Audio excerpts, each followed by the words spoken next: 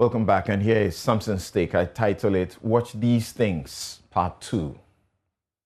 The state, through the police, the Attorney General, and the High Court, has for over a month frustrated and continued to frustrate a group of citizens from exercising a basic constitutional, universal human right to hold a demonstration. It is provided in Article 21, Clause 1D, that, quote, all persons shall have the right to freedom of assembly, including freedom to take part in processions and demonstrations, unquote. Then in 1994, we made the Public Order Act, which requires persons who want to undertake any special event, including a demonstration, to merely notify police 5 days ahead of the event. Notify, not seek permission. This is ostensibly to get police to provide some security guidance and protection. But this has, sadly, been turned into a near default position where they frustrate instead of facilitating the orderly exercise of the rights. They secured a bizarre, unlawful injunction on the blind side of citizens of Ghana who have been mobilizing around the hashtag Fix the Country. Fix the Country got the Supreme Court to nullify that injunction. The police returned to the High Court with the Attorney General pursuing one goal: to stop Fix the Country from demonstrating. The fear of spreading COVID-19 was the excuse. Men armed to the teeth were deployed and armed cars displayed at the Independence Square to scare and in readiness to deal with Fix the Country campaigners if they dared hit the streets.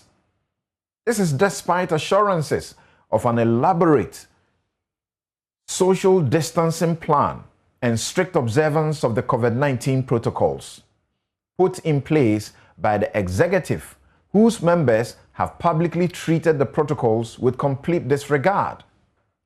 Now the NDC youth sent a notice to the police that it also wanted to demonstrate in a, quote, March for Justice demonstration. The police attempted once again to use fear of the spread of COVID-19 to frustrate them. But they would quickly make a U-turn, discussing routes, pledging, and actually mobilizing security for a successful event on Tuesday. The Constitution in Article 17(1) commands that all persons shall be equal before the law, and also specifically prohibits discrimination with elaborate clauses 2 and 3 of the same article. The COVID-19 protocols were once again completely disregarded, just as was seen at the Accra Sports Stadium when Hearts beat Kotoko the week earlier. The other day, a handful of Fix the Country campaigners who showed up at the court premises attending to their case were arrested for absolutely no offense.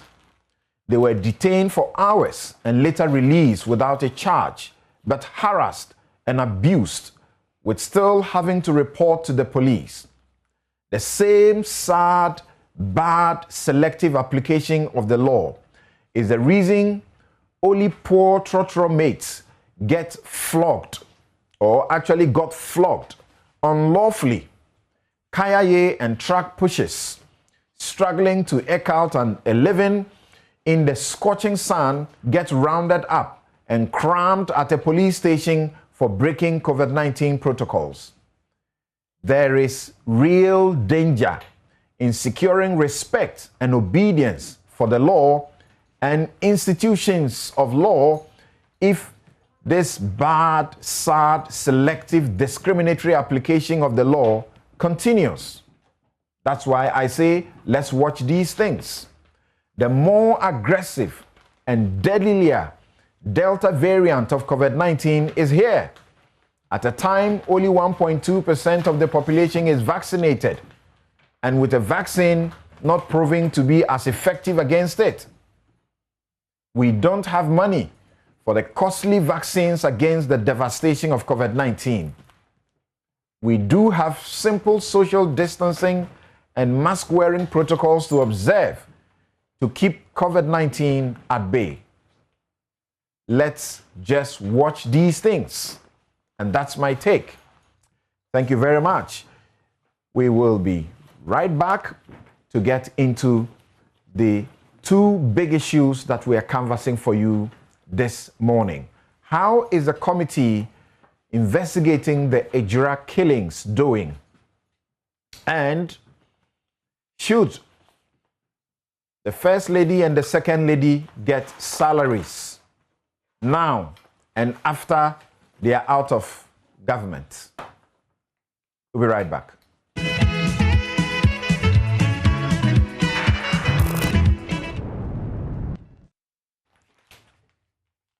You're welcome back. This is Newsfile, it's your most authoritative news analysis platform. And here on Newsfile, we put Ghana first. My guest this morning, our regular panelist and editor-in-chief of the New Crusading Guide newspaper, Abdul Malik Kwekubako.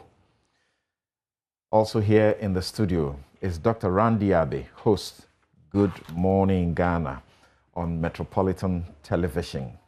Gentlemen, thank you so much for making the time to be here. Thank you. Thanks for Great. Joining us via Zoom, my good friend, the rebel, Kofi Bento. He's lawyer and senior vice president, Imani Africa, and also Oliver Bakavomawo, researcher, University of Cambridge, Faculty of Law.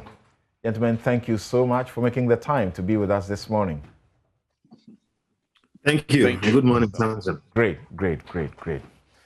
All right, so we will begin with how the committee set up, the Justice Commission Committee set up to investigate the sad, unfortunate developments in Ejura has been doing. But let's begin on this note. How did we come by the committee? A certain gentleman, young man by name Mohammed Ibrahim, who styled himself as Macho Kaaka, speaks to us about the things that he has been doing. And then he tells us that he came under threat of harm and felt this second video that you will watch and listen perhaps would be the very last that he may do. Let's listen to him first.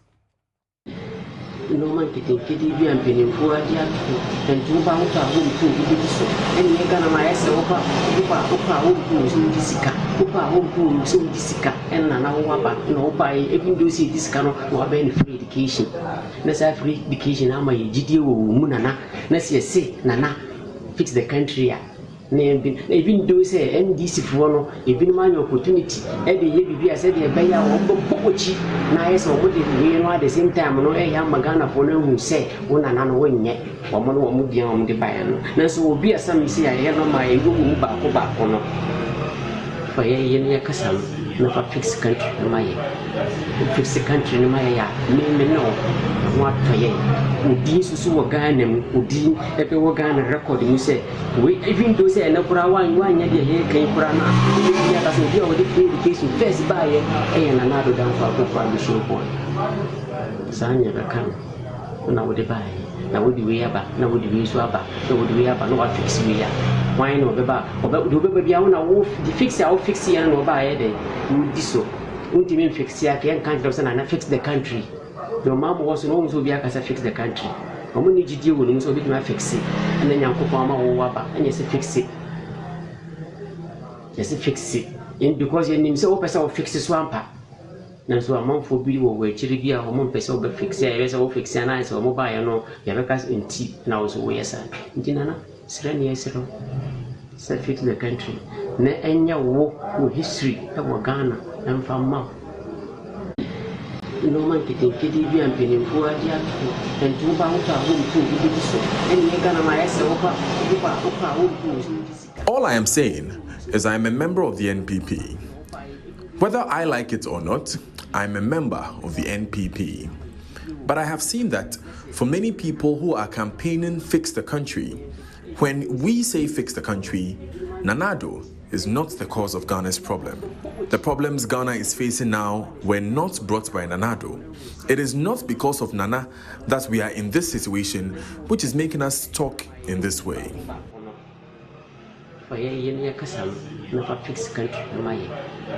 Fix the country no my ya me no what toye udi susu wo Ghana mu udi ebe wo Ghana record mu say we even though say na kura wan ya de he kan kura na ya ka so dia wo de education first buy e na na do dan for ko mission point sanya ka kan na wo de buy na wo de we aba na wo de we so aba na wo de we aba no wa fix we ya why no beba obe bia na wo fix ya wo fix Nana Addo Dankwa Akufo-Addo, showboy is what I call you. The belief I have in you and the belief many Ghanaians have in you is what is making Ghanaians ask you to fix the country. When we say Nana fix the country, people think we hate you. So amanfo bi wo wachiri bi a wo mpese wo be fixe ya yesa wo fixe na yesa wo ba ya no ya be ka nti na wo so wo yesa nti nana sere ne yesa ro fit the country na enya wo history e wo Ghana emfa ma to jama'a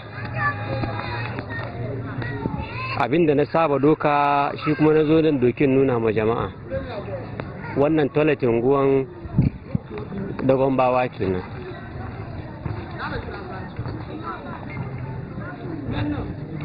kun gan shi toiletin gwanda bawa kenan. To jama'a abinda nike yi ne toilet haka nike zuwa ndoki ko wani abin da ake yi aka bari ko abin da ya kamata a yi ba yi ba shi zan dokin nuna ma jama'a nuna mu duniya ko Allah ya sa mu ga wanda zai zo ya yi muna ya zo ya yi. To jiya an biyo ni an zo an gaya min wawan ga baban da nake dokan nan in ban bari ba an buga ni Salisu ya turo MC mu na gyara ya turo jama'a wan ban bar wanga abu da nake doka ba an buga ni.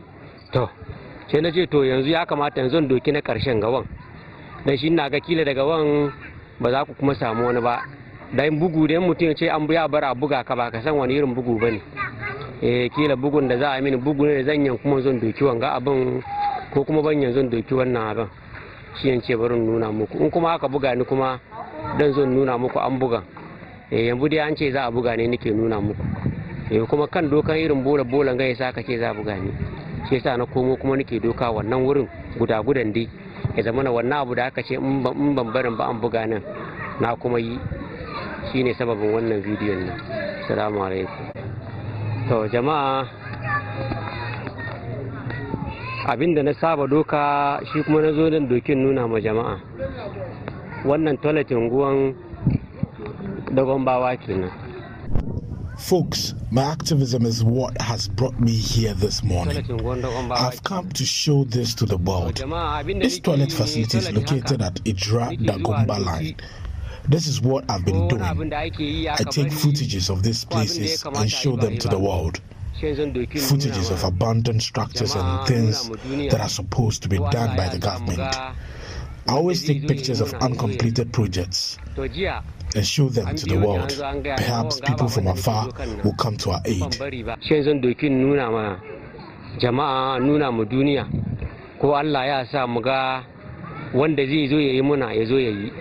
However, yesterday some men came to me and warned me to stop these activism. If not, they will beat me. Our MC, Honorable Salisu, the MC of Ejura Chiduma, sent these men. Sai na ce to yanzu ya kamata yanzu doki na karshen gawan dan shi ina ga kila daga wan I then decided to record this video as the last of my activism. Perhaps you may not see me taking such videos again. This is because when someone says he will let men brutalize you, you wouldn't know how they are going to beat you up. It may happen that after the beating, I cannot continue with this activism. I therefore decided to let you, my followers, know of this. If it happens that they brutalize me, I'll let you know as well. As a result of taking these footages or videos of such refuse dump, they threatened me. That is why I've come to take the footages once again, so that if I'm beaten or brutalized, it is because of this activism of mine on Facebook. Assalamu alaikum. Peace be upon you. Wannan wurin guda-gudan dai ya zama na wannan abu da aka ce in ban barin ba an buga nan na kuma yi shine sababin wannan bidiyon nan. Assalamu alaikum. So that's Muhammad Ibrahim. That's what he has been doing for a very long time until his unfortunate murder. He calls himself Kaaka, which means grandfather in Hausa. So he seemed to have seen that he was doing his last. However, he didn't heed the warning that he talks about. In fact, we have a video of the people who were threatening him, and he recorded them and posted. He's actually on his Facebook wall.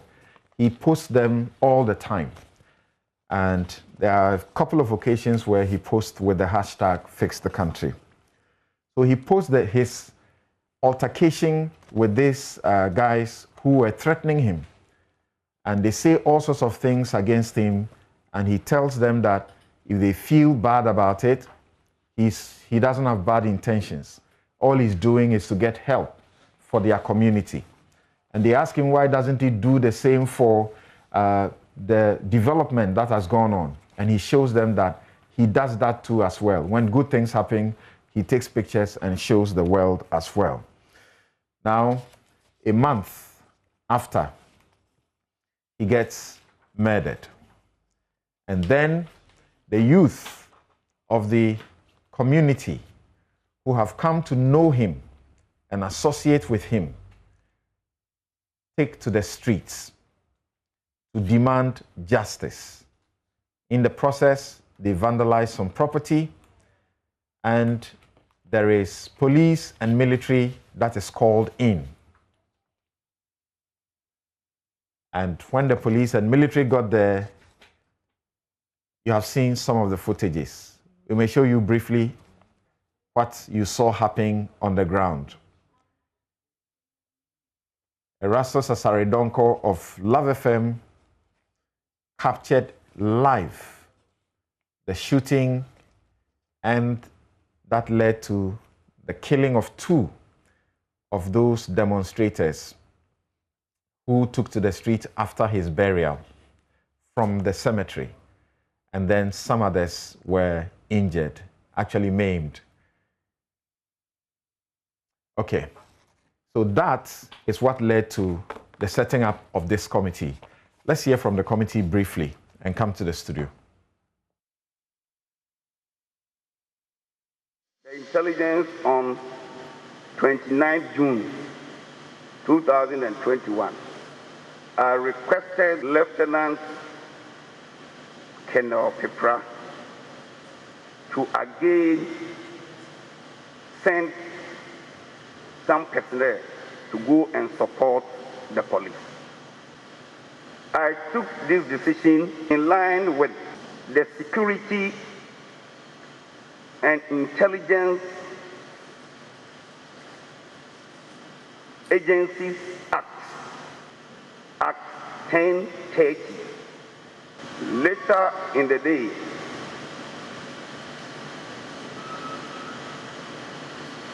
while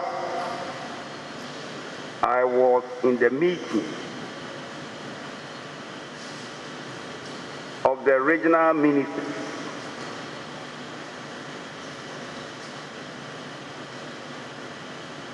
at AH Hotel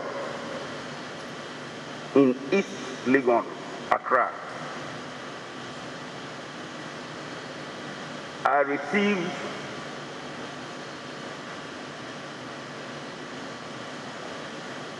unfortunate news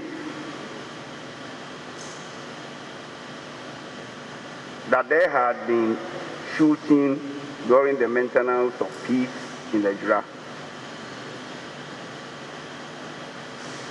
And 2 lives have been lost. On the same day in the evening, that is on the 1st, and I received some video showing some of the footprints of whatever happened. Some of them indicating that from the video, some youth were chasing the police water cannon vehicle, which to disperse the crowd. Honorable, do you have the third video clips that you are talking about? Yes, please, I can. I have it on WhatsApp. I can WhatsApp them to the committee. Under what circumstance? When you give verbal warning, when you give warning shots, then within a particular place, you see people firing back from the crowd. Certainly, you'll have to use live weapons, live ammunition. And to maim.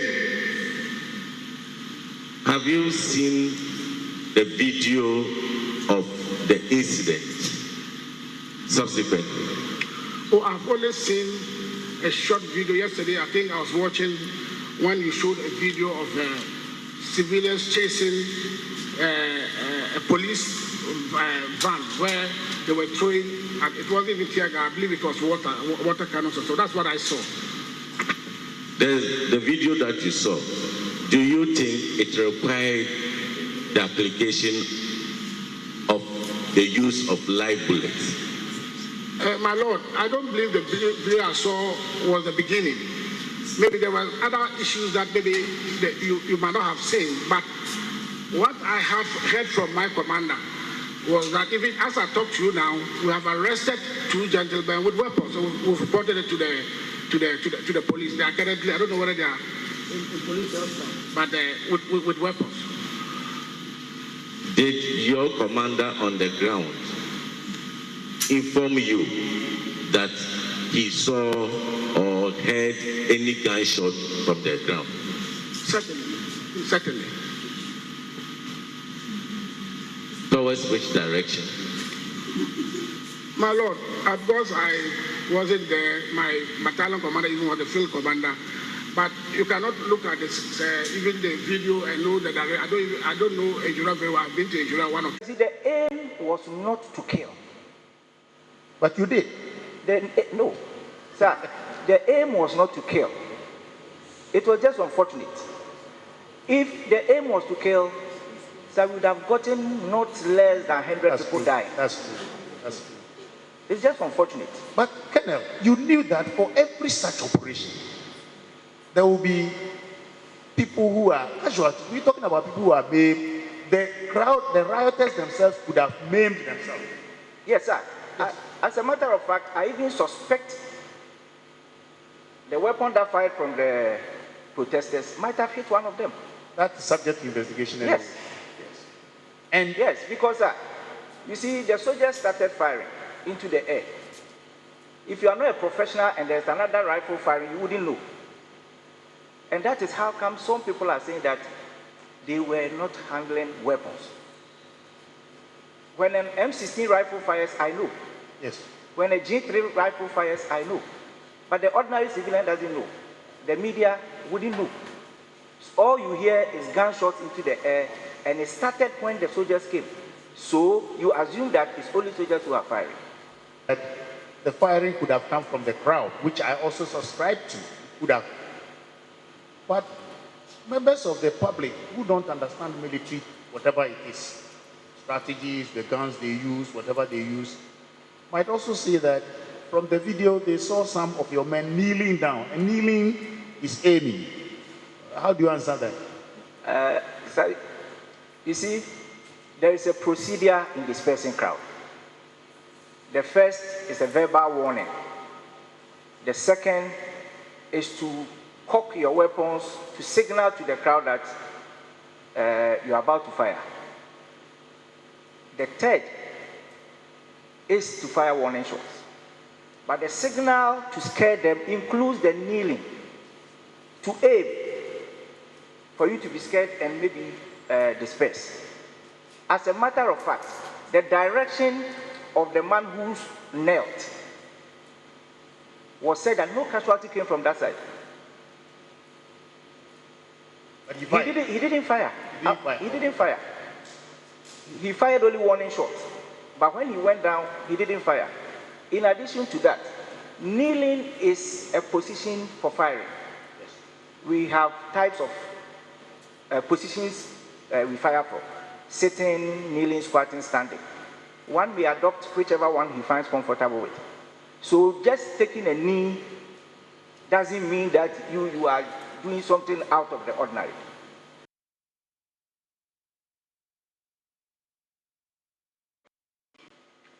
The command had intelligence that there was a potential attack on the police station, municipal assembly building, and some vital installations and property within Ejura Township. They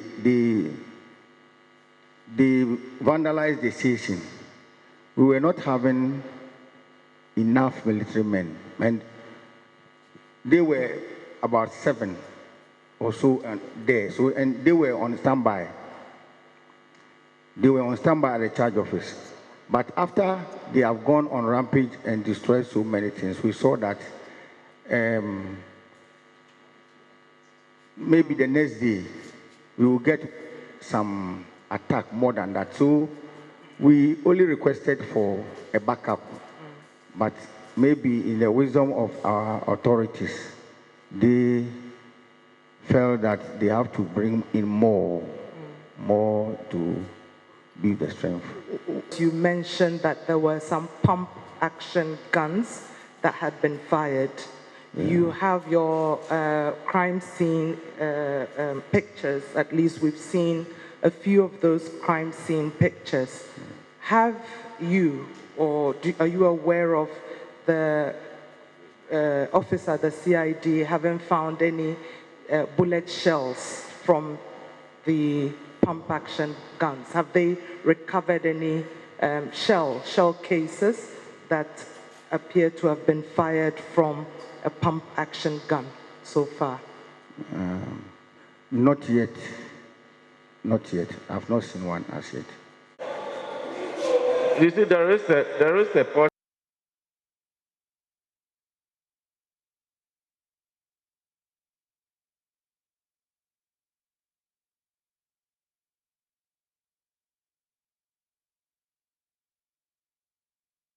Yes. And the crowd that came there was so huge. It wasn't easy.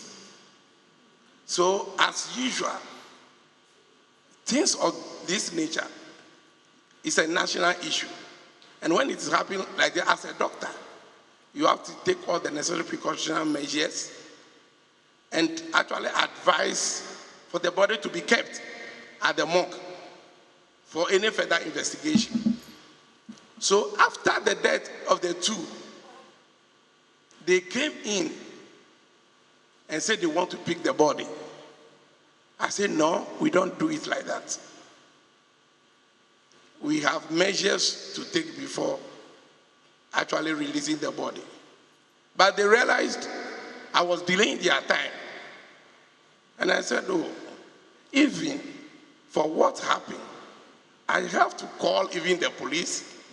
They will come, we both sit down, we will get the relative, write their names, and for possible transfer of the body to the morgue, and we arrange for postmortem.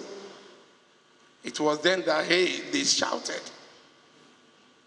that they would burn down the hospital if I try, and also our lives. They will actually beat us very, very well, and even leading to deaths. These two men who were arrested, that it has been alleged they are your bodyguards. How well do you know them? As I explained earlier on, I know them to be our party members, and they are our polling station executives. That is how I know. That is how I know them. Apart from that, you don't have any personal relationship with them? We don't have personal relationship. Our relationship is political relationship. Do you have a bodyguard? I am somebody who mostly... Do you have a bodyguard? I have one police bodyguard that I work with sometimes. You have one police escort? Yes. So personally, apart from that official escort, you don't have any personal bodyguard? I don't have a personal bodyguard. So why did they say that these two are part of your bodyguards? That is the politics of it. That is what I was talking about. Thank you. Right. So you have been listening to questions posed by members of the committee, the three-member committee led by Justice George Kingsley Kumpson, who is a Court of Appeal judge. You had Simon Osei an Ashanti Regional Minister. You had the Brigadier General Joseph Afo, who is the Central Commander of the Ghana Armed Forces. You had Lieutenant Colonel Kwesi Ware Pepra, who is commander of the 4th Infantry Battalion. Then DCOP David Ajim, who is Deputy Ashanti Regional Commander.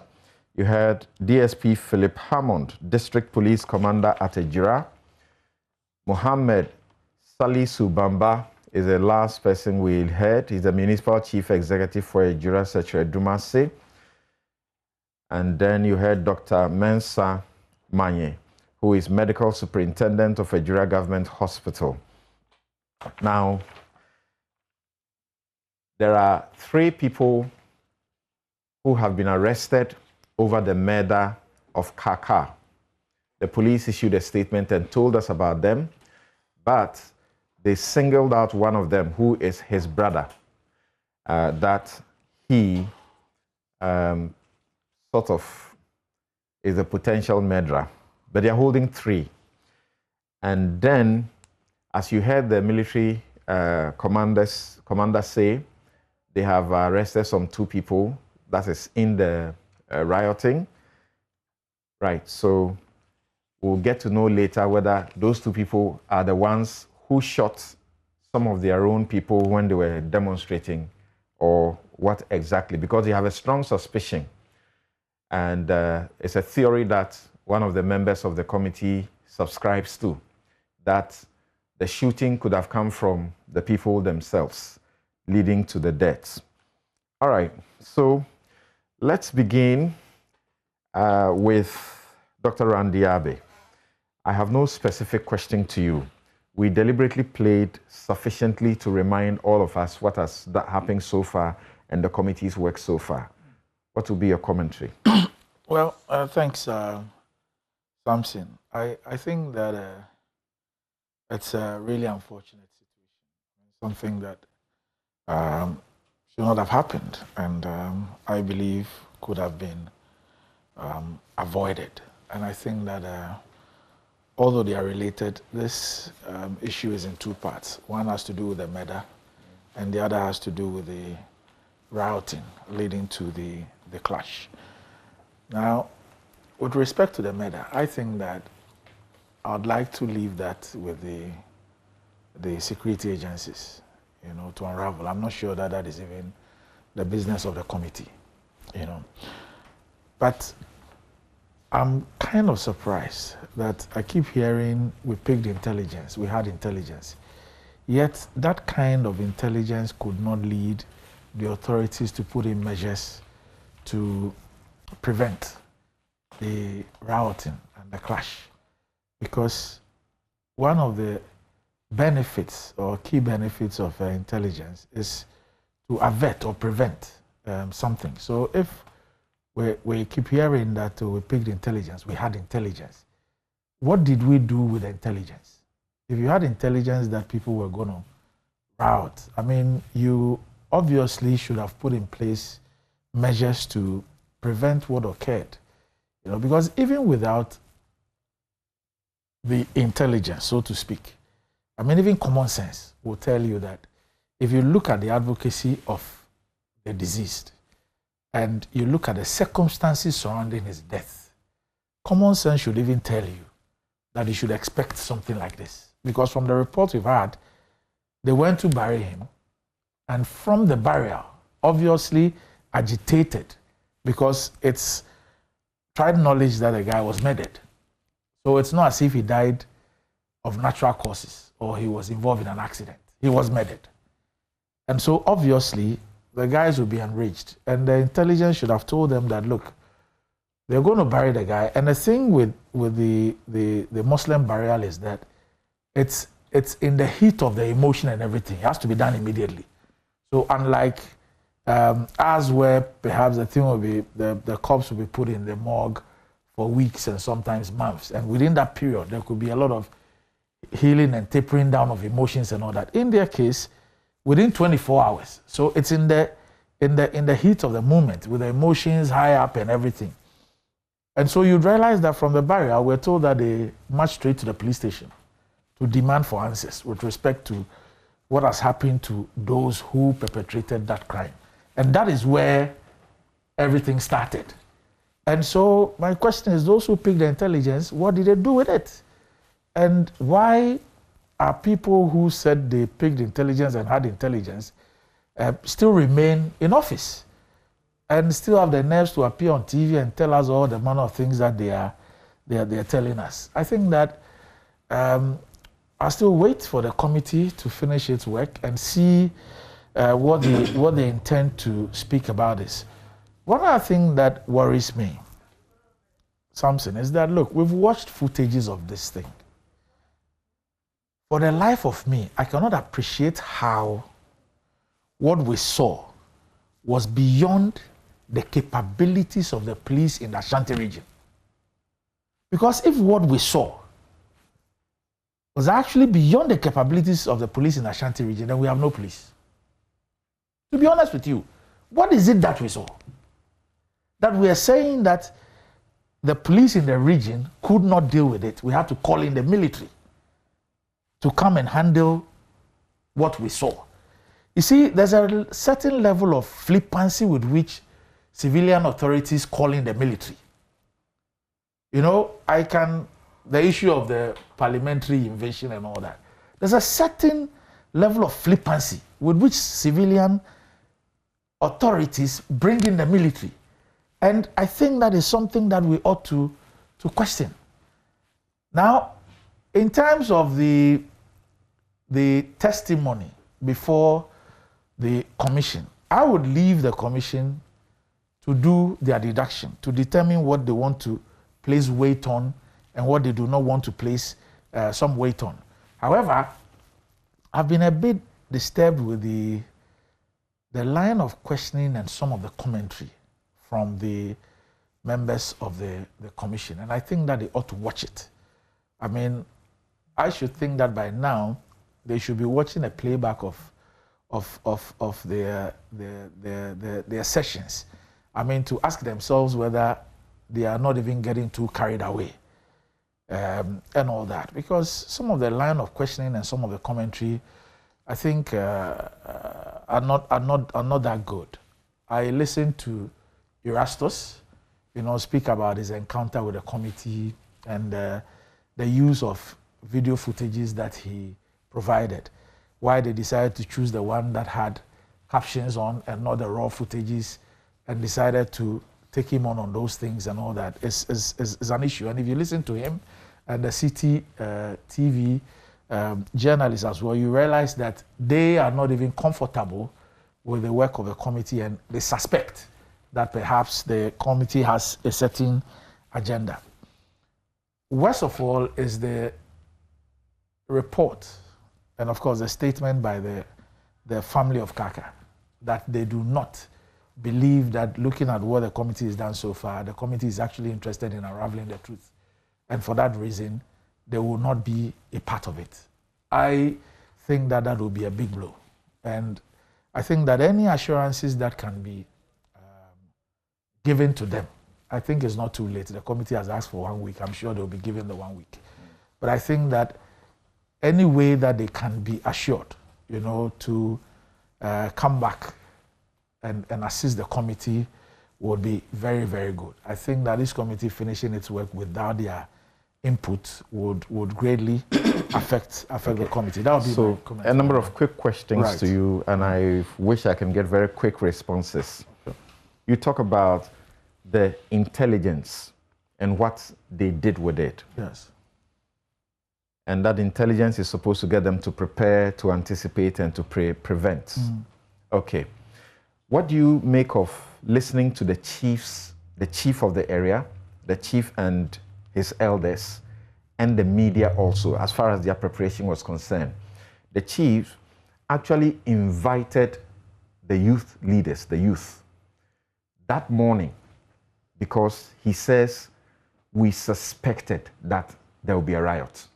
So he called them to calm them down and assure them that everything would be done. The media had an anticipation. That's why they were right there when everything happened. And that's how come you got the things captured. What do you say? How do you compare that to the... No, that's the reason why I said that. People who ought to be out of office as we speak are rather on TV speaking to us about intelligence. Now, if the chiefs can gather intelligence and therefore try and take preemptive measures, the media can have intelligence. Then the intelligence agency itself tells us that it has the intelligence, but only acted on the intelligence when there was rioting. I mean, this is an intelligent way of projecting intelligence failure. I mean, pardon my sarcasm. So what should they have done? They should have gone to guard the installations that they said they had intelligence would be...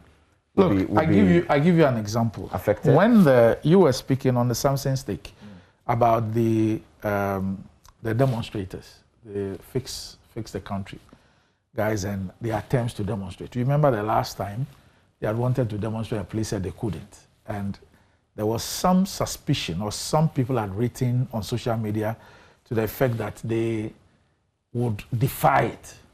You saw what happened at the places where they intended to converge and some of the routes and all that. What was that for?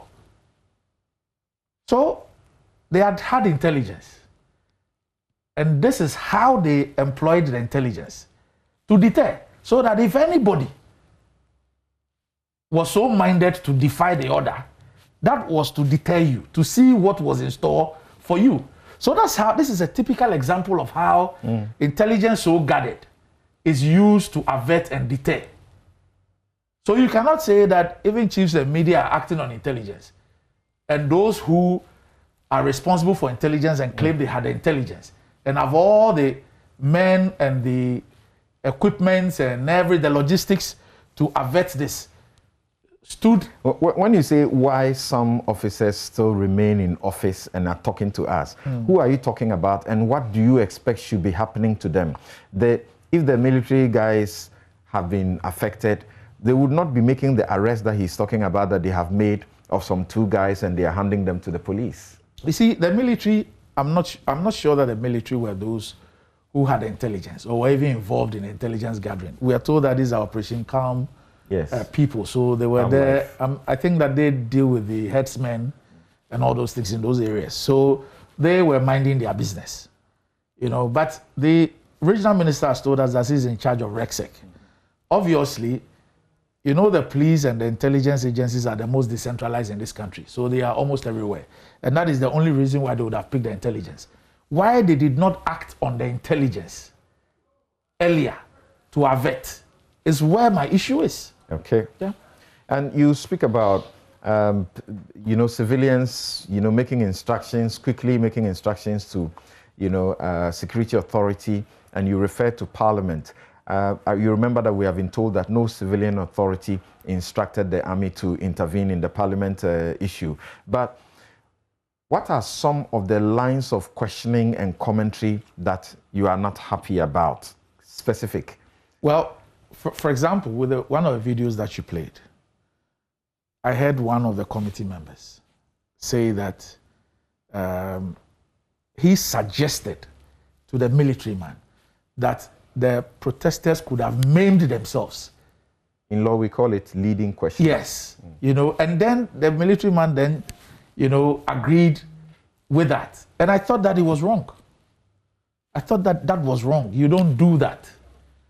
That was wrong. He agreed, and then the questioner affirmed it. Yes. Reaffirmed it. Yes. And I thought that line of questioning was wrong. And then... Is that not a possibility? Well... That's the fact that the medical doctor says the gunshots, the guns were fired at the backs of the people. Does that rule out the fact that the people themselves, somebody shot amongst them? I will not say that it rules it out. But my point is that I'm struggling to find the basis for the question by the committee member. That's just the point I'm making. Okay. And then when Erastus appeared before them, the issue of fix the country, the guy being described, I mean, the strenuous efforts that were put in the questioning to sort of, flag the media for having done something inappropriate. I mean, I sit back and I didn't get that. I didn't get what they were trying to drive at. The question was actually asked whether the video he was showing was authentic and not doctored. Yeah, but what's wrong with that? That's probing. That's what the committee should do. There's nothing wrong with that. But when Erastus says that I provided you with the rashes and I provided you with the broadcast, and you choose to show the broadcast and question me on the broadcast, and the public does not know that I've provided you with the raw footages, what is the impression that you're creating to the public? Okay, thank you. Kuku, in the same way, having watched from beginning to the end, what's your commentary? I'll begin from the family decision not to cooperate. I do not know this, whether there was an formal invitation extended to them or not. I do not know. If you know, you can supply me with that information. The letter. I don't get it. I'm bringing the letter out to be sure if they said... The letter for the extension? For extension. I think they didn't mention specifically that family. They said families, yes, were being invited. They listed a number of persons to appear and groups to appear as the basis for the extension. Yeah, but was the Kaaka family listed? Families of the deceased. Okay, let's continue. Because you are asking a question. Yeah. He's asking a question to any of us. Does anybody know if they were specifically invited, necessitating the letter that they wrote saying that they couldn't make themselves available? You see, why I'm asking this question is simple. Okay, somebody has some answer to that. Yes, Oliver.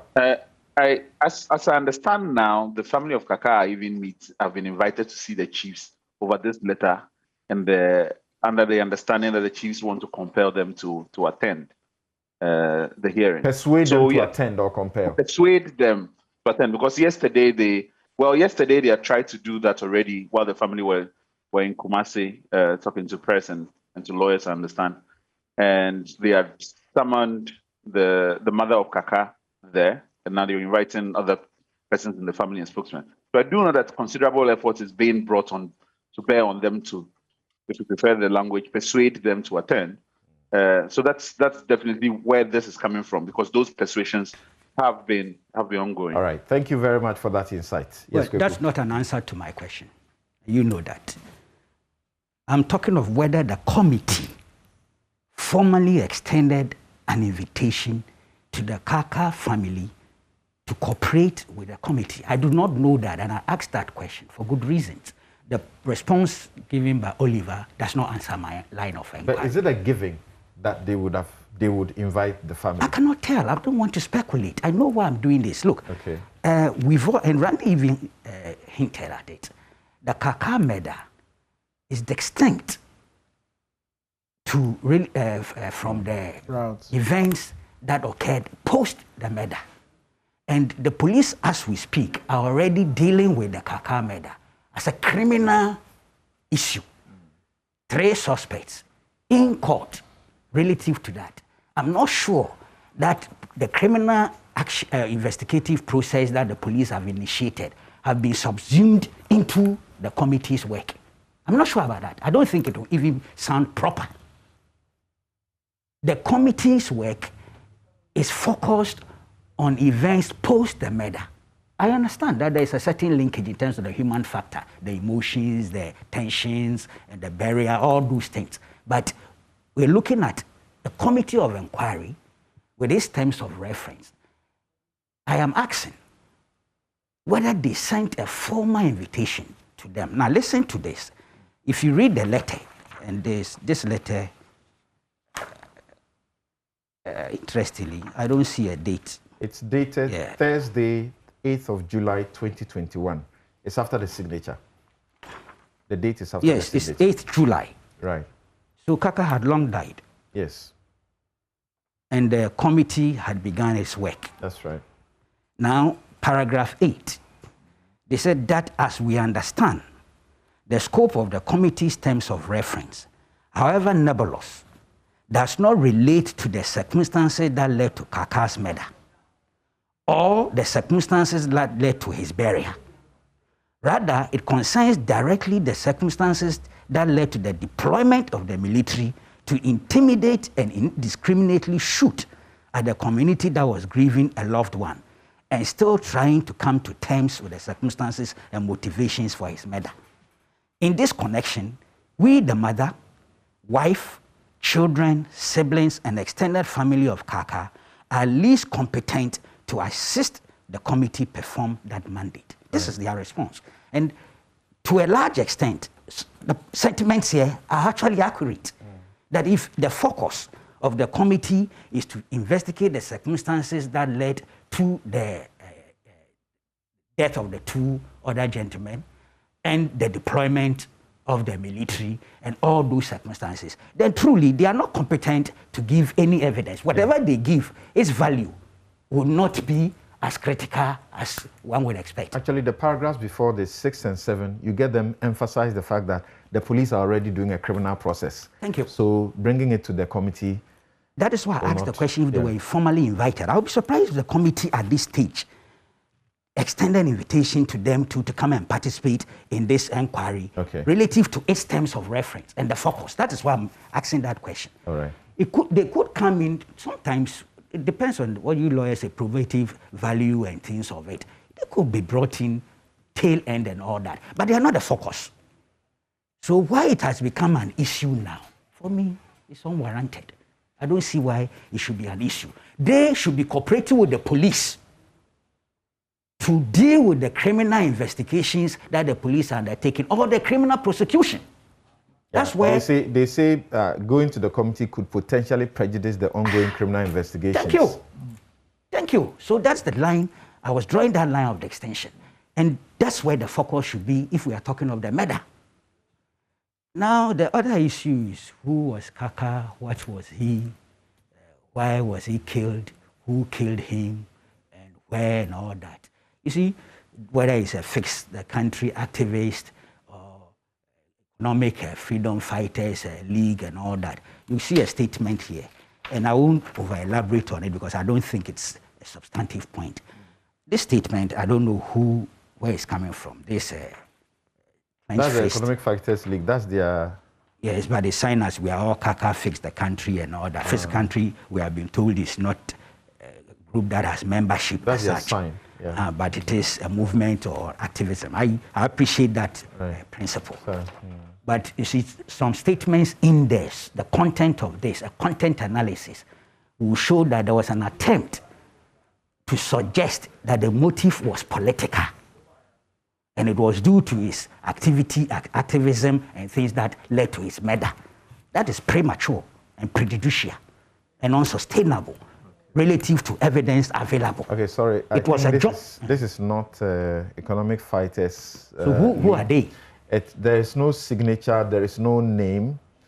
But it's attributed to Fix the Country because it's supposed to be, not supposed to be a registered movement as such.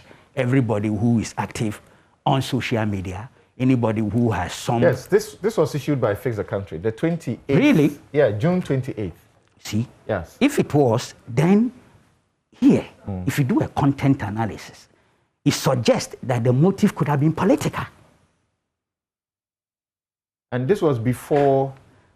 This was before the June whole 28th. world got to know about what was happening to Kaaka. And this is June 28th. Right. When did Kaaka die? It was the same day because he says, we have just received depressing news of the death. It was after his death.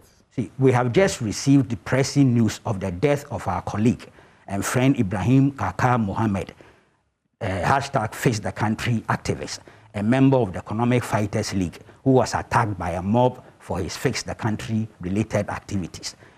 You can go on, he says, as you recall, we earlier reported that Kaaka was attacked on the same Friday that the Ghana Police Service arrested other Fix the Country conveners. As the TV3 FM has reported, Kaaka received voice messages of threats being made on his life. In fact, there are video recordings on which some persons known to be bodyguards to the municipal chief executive for Ejura could be heard saying that activities of Kaaka on Facebook were making the governing New Patriotic Party unpopular in the area, and that every means possible must be made to stop him. In fact, less than 2 weeks ago, various individuals had gone to report Kaaka to the Ejura police in order to get him to stop his work. Instead of cautioning those individuals to refrain from intimidating and threatening Kaaka in the exercise of his constitutional rights as a citizen, the police rather issued a warning letter. This is also fake. That warning letter was fake. Was fake? Completely fake. I mean, you are a lawyer and you're very experienced. See, is this the police letterhead? Did they use the coat of arms? Did they use it? Okay. Coat of arms. The police have a different coat of arms. The camera highlight this symbol that they use. Yesterday. Let the camera highlight this. Yesterday okay, so we are being told that this is not. Some of the viewers. This is not from the police, and that it is fake. This issue came up before the committee. I didn't watch, but but he been written. But the police cannot use have this. Been signed by their letterhead doesn't contain the superintendent That's not. of police. CID form number. I think I have. Form number 106. Then there is a stamp. Superintendent First of all, no police. name, no reference number. Ghana Police Service. And given the reason why. It's a lie. Ejura. Is it? And the letter is. This is the police. Superintendent of Police, Ghana Police Service, Ejura. This is police. This is what they use on all their forms. Right. Okay. So let's have the camera come on this. Is it possible that in some of the communities, a police officer or the police may have something like this and use it? Do we have the police coming out to deny that this came from them since it came out long ago on the 15th of June? Look, I don't remember anything like that. Yeah, okay. I checked with the Director General of the CID. Director General, okay. Yes, I sent this to him. This is about 10 or some days ago. Okay. And asked him to authenticate this for me. And he came back, said, first of all, okay, then he would have checked with the people there. In fact, and I even said something which I don't think they've done, that he should encourage the Ashanti Regional Police Command to issue a disclaimer. And they haven't done this all this while? Yes, but this is a fact. All the police investigative... Could there be a reason they haven't done that? But this would be huge misconduct if indeed this is emanating from the police. And this is something that must be dealt with. Anything is possible within the police. They issue all sorts of letters. Maybe, yes. Maybe, but you see, this... Why would the police want to? Because why I say that is that, yes, like I said yesterday, we were discussing this issue. I said, look, I have seen it, but I can't authenticate it. And we had people who actually sent in messages to the effect that the police were confronted with this at the committee. Yes, the committee meeting. Yes. The committee hearing. And they admitted. Yes, the police confirmed that the guy was filming police things. And so that they wrote to him. That they wrote to him. Yes. Yes. See. Yes. So where is the signatory? Committee meeting. I think this was confirmed at the committee meeting. No, right. What I'm saying is that I get all the things you're saying about letterhead and all that. But it appears that the letter let's do it this way. Has been confirmed by the police. If my production team can quickly search through the police. The hearing with the Ejura police. Yes. About this particular one. They agreed, they signed this. Yeah, they gave a reason. And it's on police coat of arms. Okay. It's not done. So and I've shown you that. A police officer just sent me a message that it is an accurate letter. That's the logo they are using. Logo? Yes, they are using at Ejura. That's what he tells me. It's different from this. Yeah, that this is what they are using. Okay. All right. I will authenticate. The director of CID told me it is fake. Right. Because my suspicion is that the reason they may not have officially come public to deny it is that it is in fact true. And the committee hearing, I think we should look for that. Yes. Yeah. All right. Okay.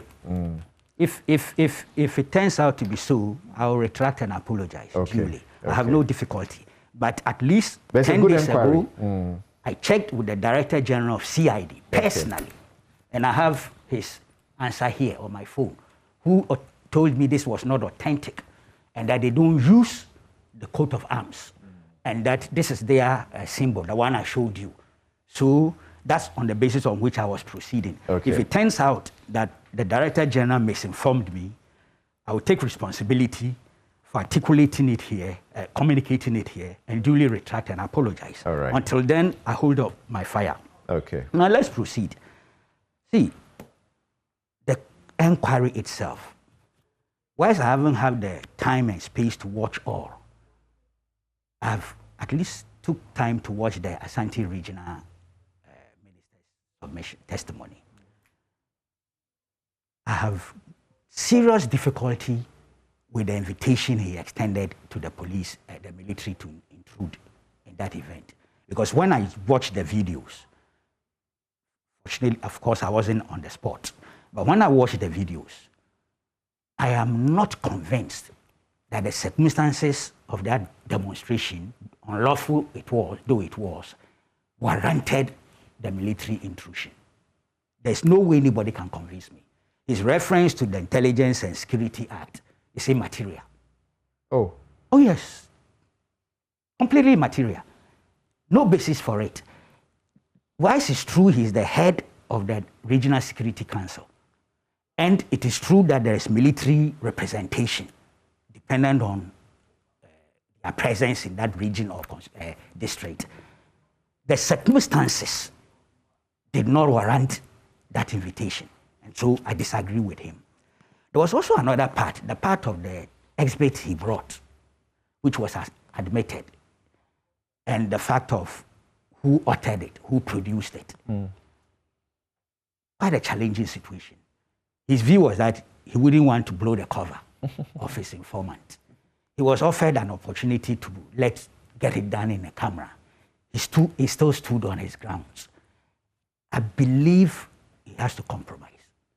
I believe he has to find ways and means. Because you see, in camera, and depending on how the thing is managed, that witness can still be protected. He got it the same way all of us got it. So there's no any witness that... Well, I don't know the content of that tape. No, he spoke about it and we are familiar with it. Yeah, it's been on social media. Yes, but whatever it is, since he's sent it as an exhibit and it's been admitted, you being a lawyer, you know that he's not the best person then to talk to it in terms of cross-examination and all those things. That's right. And that's why I believe, why? Come on, make a concession. Go into camera. Let the committee have the benefit of interrogating the thing based on the author that had come in. It's better. I don't know the value it will have eventually. Okay. But I think it's good. It's true that police sometimes, they expose the informant, identity of informant. We all know it's a subculture. And it can lead to danger for all those people. But whatever it is, now we have a law, Witness Protection Act, it protects them, and we have the whistleblower too. So yes, all of this. Yes, put all together, and let's be able to get the person, unless the tape, the exhibit is of no value really, right, in terms of the overall effect on the committee's work. Then it could be ignored. But what is that material, the person who took it, or the fact that it represents what exactly happened? It does, but once you send it to an inquiry and the committee wants to deal with it, it's always good that the author is the one who is answering those questions. I think you're talking law. You know that, yes. Now look, the most amazing side is the military explanation. Nobody, and I'm sure I'm throwing caution to the wind, which is not my character, but my instincts, my hunch, tells me that story of the protesters being armed is bogus. It cannot be true. Look, we've seen different types of videos. They were armed, maybe machetes, knives, sticks. But nobody can convince me that they were armed with weapons and were firing at the military and the police. I cannot be convinced. But beyond that, which is a personal belief at this stage, is there anything of evidential value? See, apparently they even went to the committee. They had not picked exhibits in terms of gunshots, bullets, shells. You know, I can't believe it. If it were true, I can bet you that before they went to the commission, they would have done that crime scene management. And in the process would have located shells, which will be part and parcel of their defense. They don't have it. They didn't send it because it didn't exist. And this kind of evidence, you see, when you allow... These are leaders of the army and you are calling them liars. Oh, I didn't say that. They peddled an obvious untruth. I didn't call them liars. They were lying. That's too harsh. I won't do that. But I tell you honest, we all experience. We've all been in this. One of them said they have arrested 2 people and handed to the police. Were they arrested at the place with weapons or something? No, and I think you heard him say yes. I don't believe it. Were they arrested on the day of the demo, at the scene of the demo, holding the weapons? Or these are people you arrested subsequent to the event? We are talking serious business. There must be integrity with the process. When you have a situation where state actors provide evidence of such suspicious character, this is suspect evidence, it actually takes away integrity, 1 from the committee and 2 from the state institution that is providing that evidence. Okay.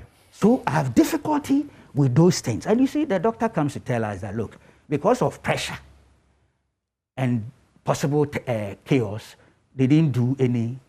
He released the body without autopsy. Yes, but we may have to go and exhume them. I know it is against the religious sentiments of some people. But so we can't find the bullets that killed them. It's a critical requirement that the bullets that killed them must be available. Because then we'll be able to tell which gun shot that bullet. If we're not going to be able to get the bullets that killed them because of a certain emergency situation, and so we've buried the bullets together with the human beings, my goodness, what are we doing? It's an exercise in futility then. So we ought to be rethinking. If it means going to exhume the bodies, and I plead with my Muslim brothers and sisters, that if it has to be done in order to arrive at the truth, that ought to be done. Okay. Or we will bury the truth in the grave. All right, so let me... I haven't finished, but you can come back again, so no problem. Yeah. Let me go to Oliver now. And Kofi Bentil and Oliver, thank you very much for your patience. Now, isn't it intriguing also that the people alleging that they were being attacked to the point that they needed to shoot live arms, if the situation called for it, there is no report of injury on the part of any one of them. Good question. Very good question. I'm agreed with Rubako on the points as to, there's very little to assume the veracity of those claims. And even as I say this, I'm compelled to say that, well, the fact that there's no injuries on the military doesn't necessarily establish that they were not being shot at. So I would say that's clear. But I think the most important questions are being raised. And before I even get there, one of the testimonies we heard there was about the sound of the gun and things like that. And this is a person who I think at also various points I said, well, I wasn't there, but I can tell this. And so it's only speculating about sound and otherness. And it wasn't ever brought that, well, let's use sound analysis to analyze the videos. And we can tell the distinct sound profile of this gun at this shot at this particular time, and we can do that. So nothing that is going on is based on evidence or is based on any factual presentation of information. There's a lot of speculation to obfuscate and confuse and also to shift attention. And I think that is the tragedy of this process. And for me, it also goes to the root of what the committee is doing and what it's even competent to do. So directly to that question, I think the reason why we are having that difficulty is because everybody feels they can go before a committee that has zero power to compel any evidence and say anything and get away with it. Now you have to then read between the lines and say, well, because nothing backs it up or whatever it is, then there's nothing. But when you're in a situation where you cannot tell what is the purpose of the committee itself, is it a fact-finding committee? And by this, I mean, is it there to establish the hard facts and the sequence of events? That is, who did what, at what time, in what manner, and based on what information? Then you are beginning to, establish that without passing any judgment then. But already there, you have committee members already giving you their theory of what happened and suggesting it to you. Then you are very unclear as to what it is going on. You have committee members then asking your opinion as to, do you think this is proper? Do you think this is right? Again, this is straying away from what happened, who did what, and when, right? You're getting into conversations where you do not really know at this point what is the purpose or what is the committee is trying to achieve. And for me, I agree with some of the sentiments that were expressed in the letter the family said, that the terms of reference of the committee is also very nebulous. We do not clarify exactly what they can go into and what they cannot go into. And I'll give you an example about something Kwekubako was saying as to even the scope of whether it extends into the circumstances of the death and the police inquiry. Because the family hinted at it and Kweku agrees with them. You have a situation where they are looking into questions about affiliation of Kaaka to Fix the Country. Remember that on the 29th, when the police sent out statements on Twitter and detailed out what they were looking into, they said that we'll be investigating the affiliation of the victim with Fix the Country. And in addition to that, whether the death was connected to that activism. So the question as to his affiliation is already under police inquiry. So if you're holding a public inquiry and already making statements that are prejudicing the police, then you're intentionally prejudicing police work. So there has not been clear distinctions as to matters we can go into and matters that are already the basis of criminal work. And this is some of the things that are I would suspect are making the family apprehensive as to where the inquiry is going and what they are placing focus on. So I think these are some of the challenges we're having with what we are looking at. So looking at things from how we began this morning of playing Kaaka's own voice and then going to the committee and up to this point of the discussion, what are the things that stick out for you? I have a number of things, and I didn't want to respond to, for instance, the statements Kweku had made regarding the letter Fix the Country had written regarding this incident. Because truth be told, and I'm a bit familiar with a lot of the circumstances of this, that it took a very long time for Fix the Country to confirm his affiliation with Fix the Country. And so when the attack happened on him, and we had seen that one of the members of Economic Fighters League had put up the information about the attack, and we did not issue any official statements respecting it. We took a long period to try to verify the information, to also, in fact, demonstrate that he was, in fact, a Fix the Country activist. So we went through all the videos, we went to talk to some members of the family and all of that. So that's what the process we did. And at this time, he was already at Komfanoche. And at 2:30 p.m., we had final confirmation that he was, in fact, an activist of Fix the Country at that point. And so we're going to release that information and ask for people to donate to his medical expenses that were piling up. About 2:35 p.m., we got the information that he had already passed on. That was even before that statement could be released. So we did. It wasn't something. No, but there was a fundraiser that you put out. We saw it asking for support for his medical bills. Yes. So the Economic Fighters League had put that out, asking for support for his medical bill. Okay. But that had not officially come from Fix the Country because we said we wanted to take time. They knew him as a member of Economic Fighters League, but we did not then know him as a Fix the Country activist. So we couldn't ask people to donate at that point. So at the time we had confirmed that, and before we could release anything asking for donations for his medical fund, is when he passed. Then that came into the question of interrogating under what circumstances he was attacked and what passed. And that's when we have consistently spoken to the family. And the family has consistently held that view, that he was attacked on the basis of his activism. So this is not a fanciful view that anybody is holding or has brought out from nowhere.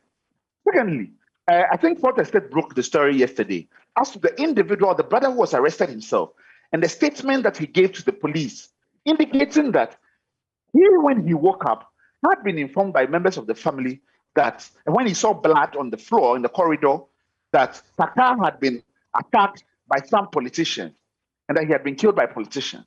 And that this is the statement that he had made to the police, and that he believes there's no reason why he would kill his biological brother, that he believes that he was killed by politicians. The family has consistently held that view. If you watch all the interviews of the wife and of the mother and of all the family, this is the view they have expressed. The police said they are looking into that, and so we have refrained from that. But it was important that that view be given currency, because Kaaka himself has made recorded videos where he expressly said that his life was in danger, that this might be his last video. In the context, I think, in fact, that anything that was done or has been said was beyond the video where he expresses, he tells us, reports to us that he has been attacked. We also, on his page, see a video where he is, in fact, being attacked verbally by a group of people. So it is not something he's reporting to us that we are unable to authenticate. Yeah, please go exactly. ahead. So there's nothing we cannot authenticate about the circumstances that credibly put a person, or we could say that the person was credibly in fear of his life in relation to his activism. And this is one of the things we said, that we have received news of his passing, and for reasons we believe to be what connected to his activism. Now, at this point, there's been no statement from Fix the Country regarding when the police said they were investigating that matter, and in respect to it. But what you are seeing is that a couple of days ago, the chairman of the Joint Committee on Defense and Interior, Japan, was on Poladumo's show, pushing the narrative that Kaaka was killed by his brother. So what are you guys saying? Nobody has said, but that is premature. But that is obfuscating the process or prejudicing the work of the committee. This is chairman of the Joint Committee on Defense and Interior. Interior oversees police work as well. So we haven't even said that. Madam Tiwa gave an interview to the press. Madam Tiwa, against the director of welfare of the police, not CID, gave an interview to the press where she says that we are still in the investigations, but there's no affiliation to Fix the Country. And we do not, again, nobody says that, no. Why are you doing this when the police people who are dealing with the matter, because you're not part of the investigative team, have not formally said anything? So are you not interfering with police work?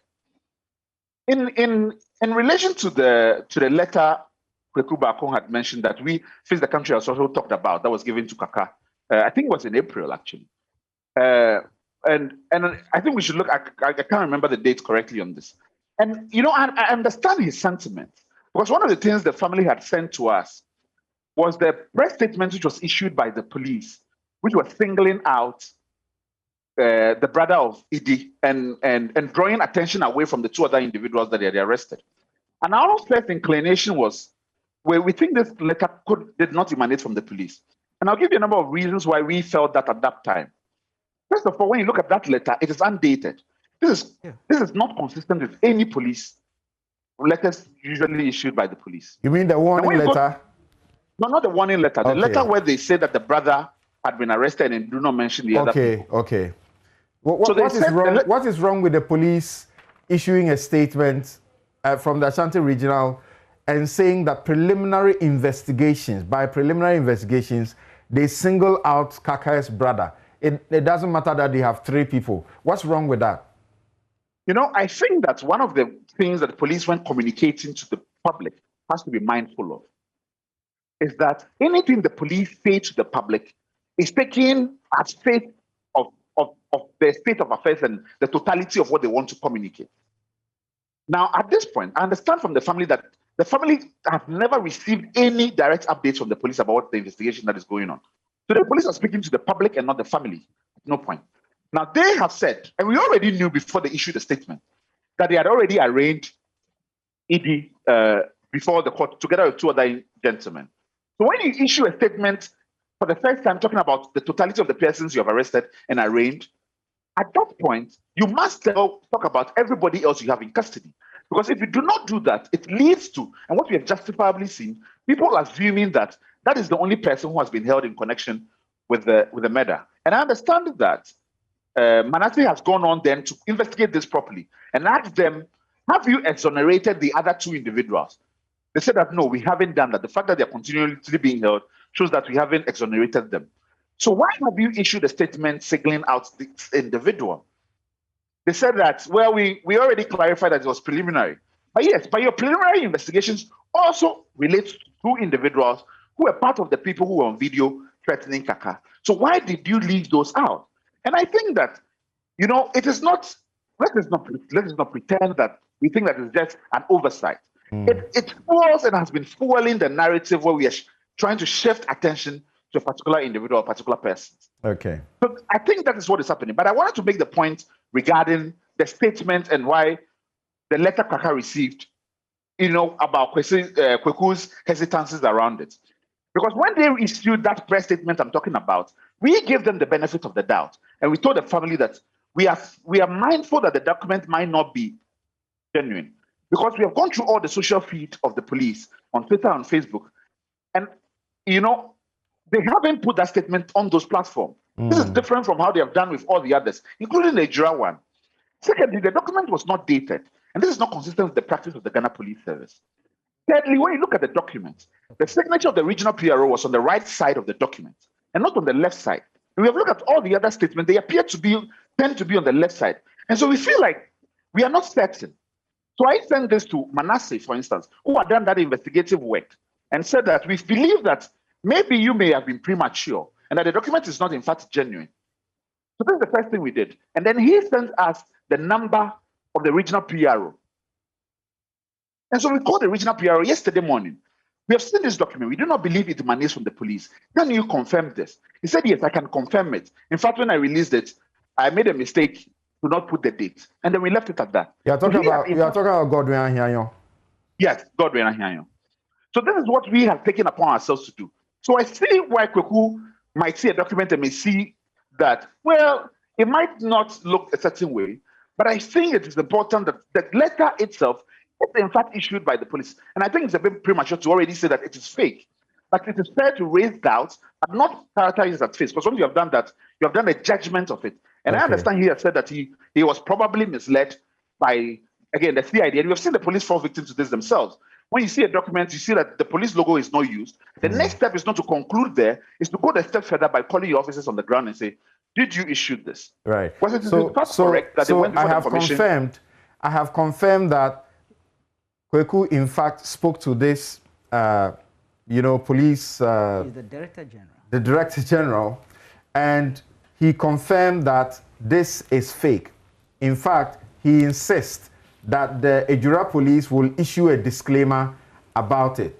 Now, I am interested in checking on the committee's processes to double confirm that the Ejura police did not confirm that this, in fact, was issued under their hand. They did confirm the letter. And they claimed that the circumstances was filming police work. What we said was that Kaaka was reported. Yeah, in fact, there are too many people who are sending messages that they heard the police at the hearing confirming that they actually wrote to Kaaka. They gave a reason for it. And they claimed there that the reason was that he was filming police in the conduct of their work. Now, first of all, it is not a crime to do that. But what we have said was that Kaaka was reported, and this is our statement, Kaaka was reported to the police for his work. Now, the report that the police claimed, did the police arrest Kaaka in the process of that work? Or that did other individuals report to the police? Because that's what we have said. So at no point has the country ever sought to obfuscate or confuse or mislead the public on this. All and right. I think that because we do this and we've been consistent in what we are doing so that we do not add to the noise, all right, that we bring credibility to the process. Okay. Thank you very much. Kofi Bento, I see you've taken some notes. Let's hear from you.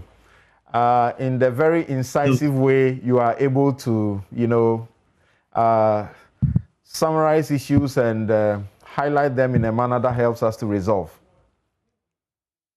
So, good morning to everybody. And I really associate myself with the points that have been made already. Indeed, many of them were my own notes here. So I just need to emphasize it. Let us put this in perspective. Look, sometimes we make a mess when we ignore the very obvious issues and try very hard to create a different set of facts. And I think that is what is happening here. We have a situation here where, in the face of clear evidence, we are being invited to split hairs about esoteric ideas, some of which have very little probability. For instance, like they shot themselves, like the protesters were armed. When we have video evidence, when there's a doctor that says the people were shot from the back, and we are being invited to analyze the sound of guns. At the same time, we have video evidence of people kneeling, taking aim, and then people firing, and we are leaving that. At the same time, you have a situation where a human being dies, is taken to a doctor, there's a bullet in that person, and any competent doctor in the space of maximum a few hours can take out a bullet. But for some wild reason, we are being told a story of pressure which led to the person being buried with a bullet, which is a critical piece of evidence in resolving this. We've left it. We've managed to bury the guy. You have a situation where a whole Ghana... Kofi, sorry for this intervention so early. Should that grave be a place where right now, as we speak, there will be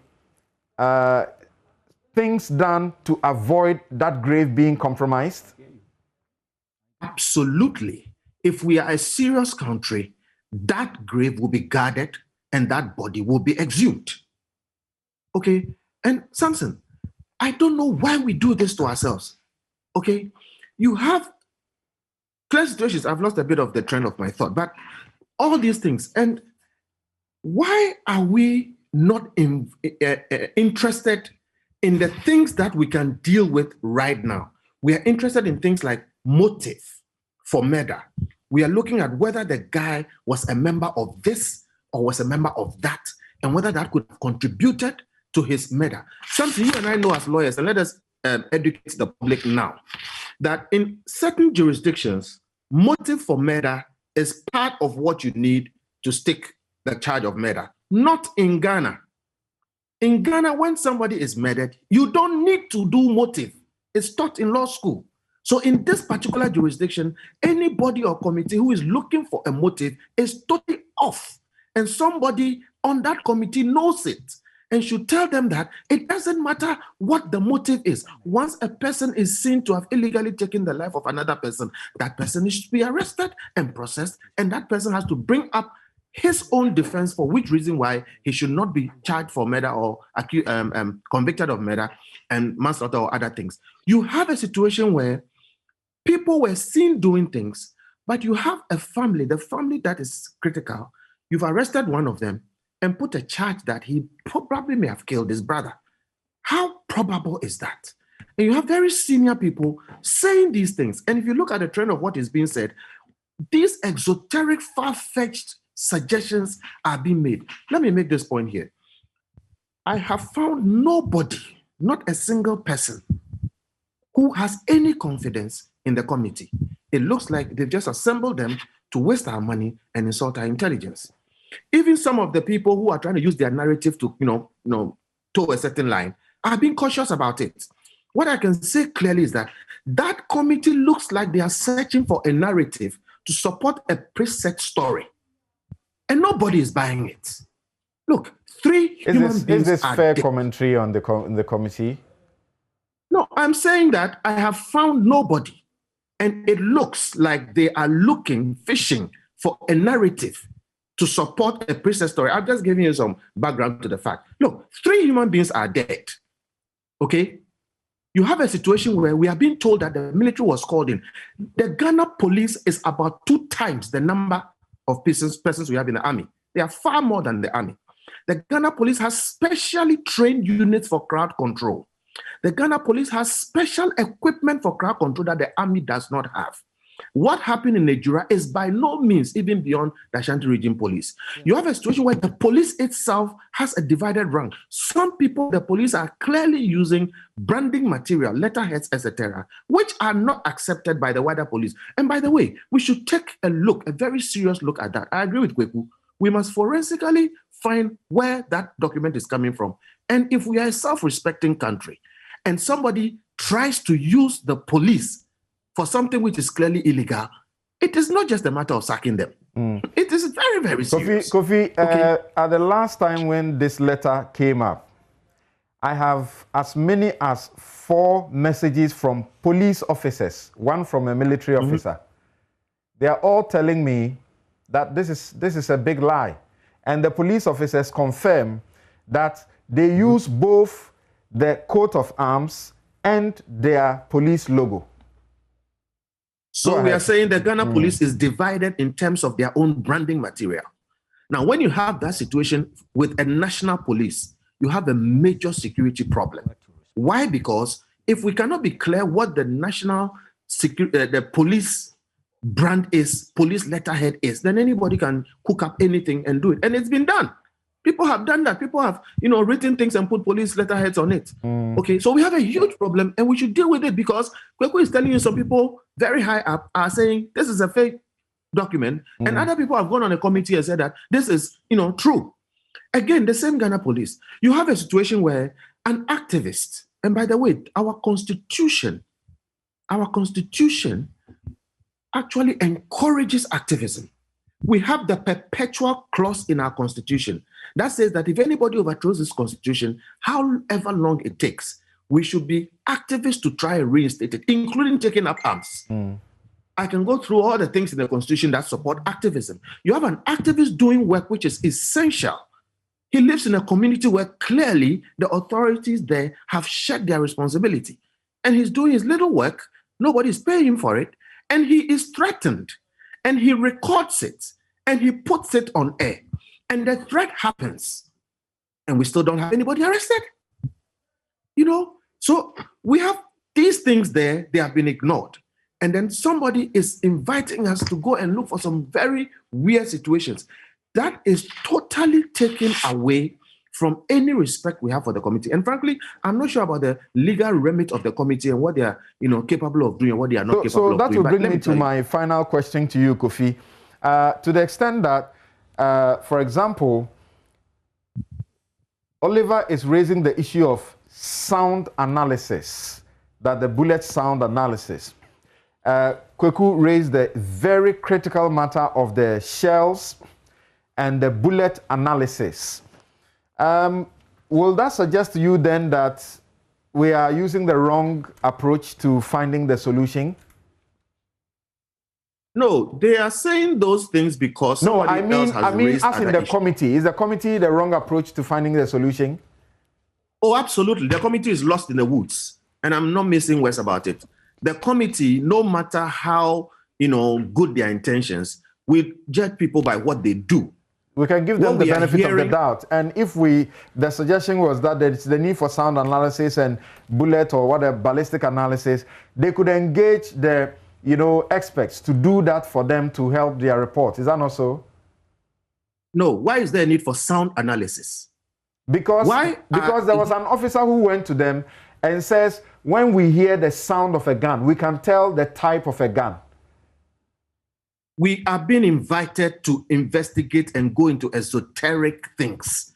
Where is the video for that demonstration where people were shot? How come we don't have the names? Look, when somebody shoots something, even in the army or in the police, out of the standard operating procedure, that person has left the police and has become a criminal.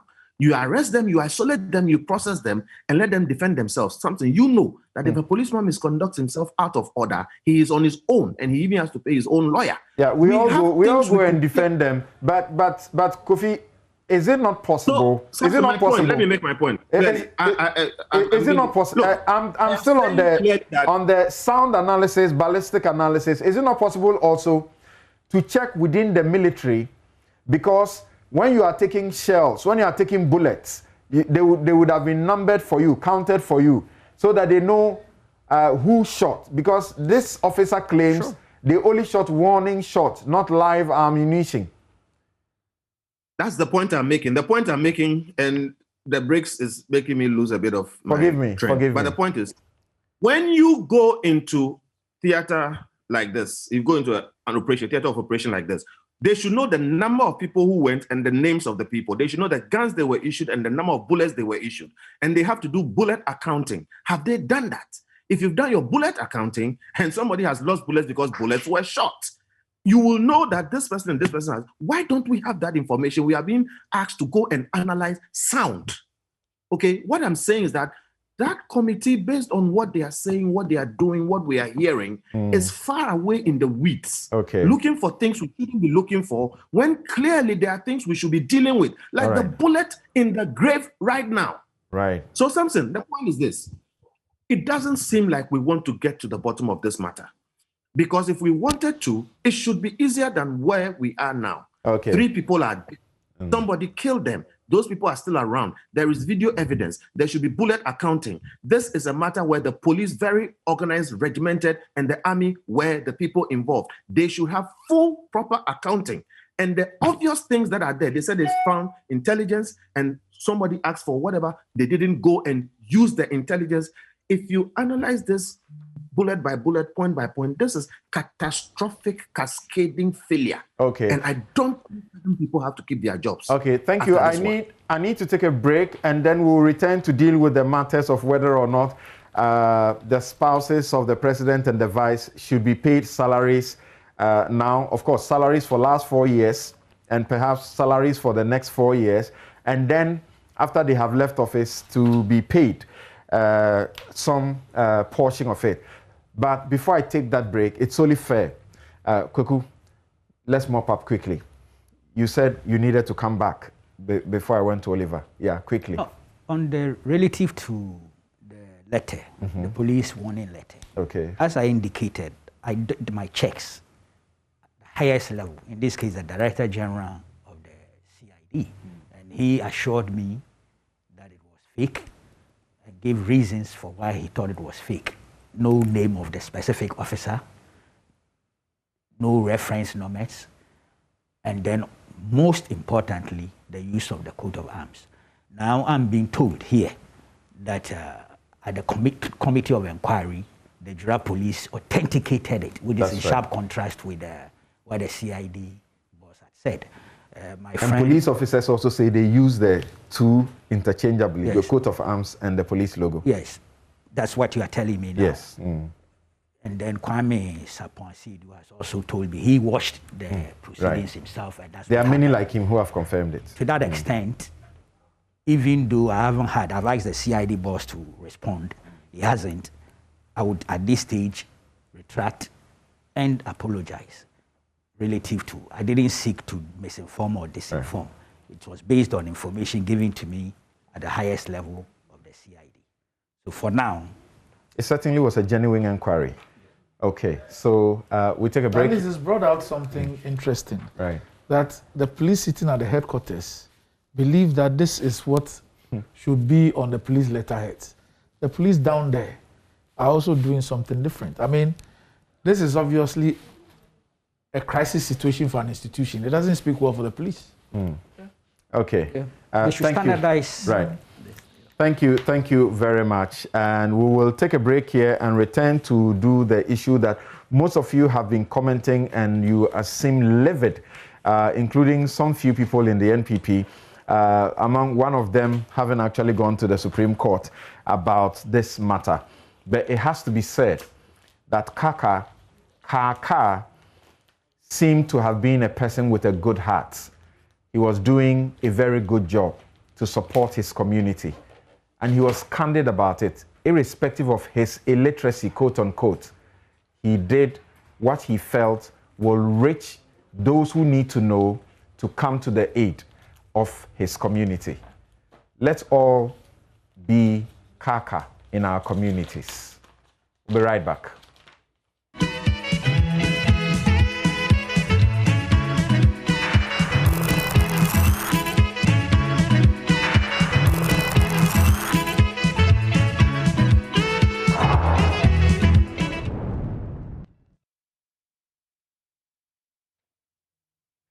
Welcome back. This is Newsfile. It's your most authoritative news analysis platform. And here on Newsfile, we put Ghana first. We are going to check out how our leaders have arrived at a decision that we are told there has been an approval from the Parliament of Ghana for spouses of presidents and vice presidents to be paid salaries, almost equal to what justices of the superior courts will take. Just a couple of your messages, then I proceed. This is positive change in Medina, Accra. Says, so Techiman South and Ayawaso incident replayed in Ejura. What lessons are we learning from all of that as a nation? Are we investigating? Indeed, Ghana is really sitting on a times something, you say. Then Yakubu Ibn Chamba says, in as much as I completely condemn the brutality meted out to the people of Ejura, that resulted in the loss of a precious Kaaka life. I agree with the testimony of the military that the riotous youth instigated the process. Sometimes the men in the uniform are nudged to the wall, so much so that retaliation is often the way out. There could be better ways to console the family of Kaaka. Yakubu Ibn Chambas, that's his view. Musa Abator in Kumasi says, it appears that Mr. Baku knows more than the police. No, he didn't say that. You hear what he just said. All right. So he says the doctor's testimony stands the test of time.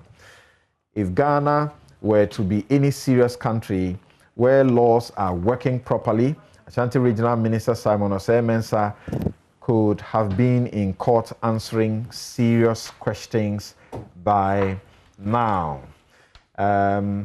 So those are some of the messages that you sent.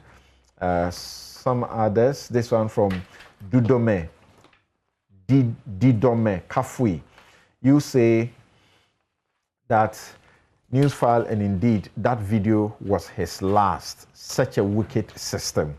Okay, it's referring to Kaaka's video where he expressed concern about the threat and suggested that that video might be his last. I'm not sure that was his last because it took about a month before it happened. Collins Little Tete says, the world says you have needs, satisfy them. You have as much right as the rich and the mighty. Satisfy your needs. Indeed, demand more. Unquote. This is the worldly doctrine of today. The result for the rich is isolation and suicide for the poor, envy and murder. Hashtag Newsfile. Prince Henry Koforidia says, I support hashtag Kaaka family decision because it seems the committee is not being fair to the citizens. based on some of the questions they put before the witnesses that have appeared so far. Moreover, we have seen similar committee report with no action from government. Hashtag Newsfile at Joy 99.7 FM. Jama Woyale says that the NDC youth were given a free pass to demonstrate without any difficulty. What at all is the NPP government afraid about the Fix the Country demo? They should tell the youth that a united front devoid of partisanship can change this country for good. Hashtag Newsfile.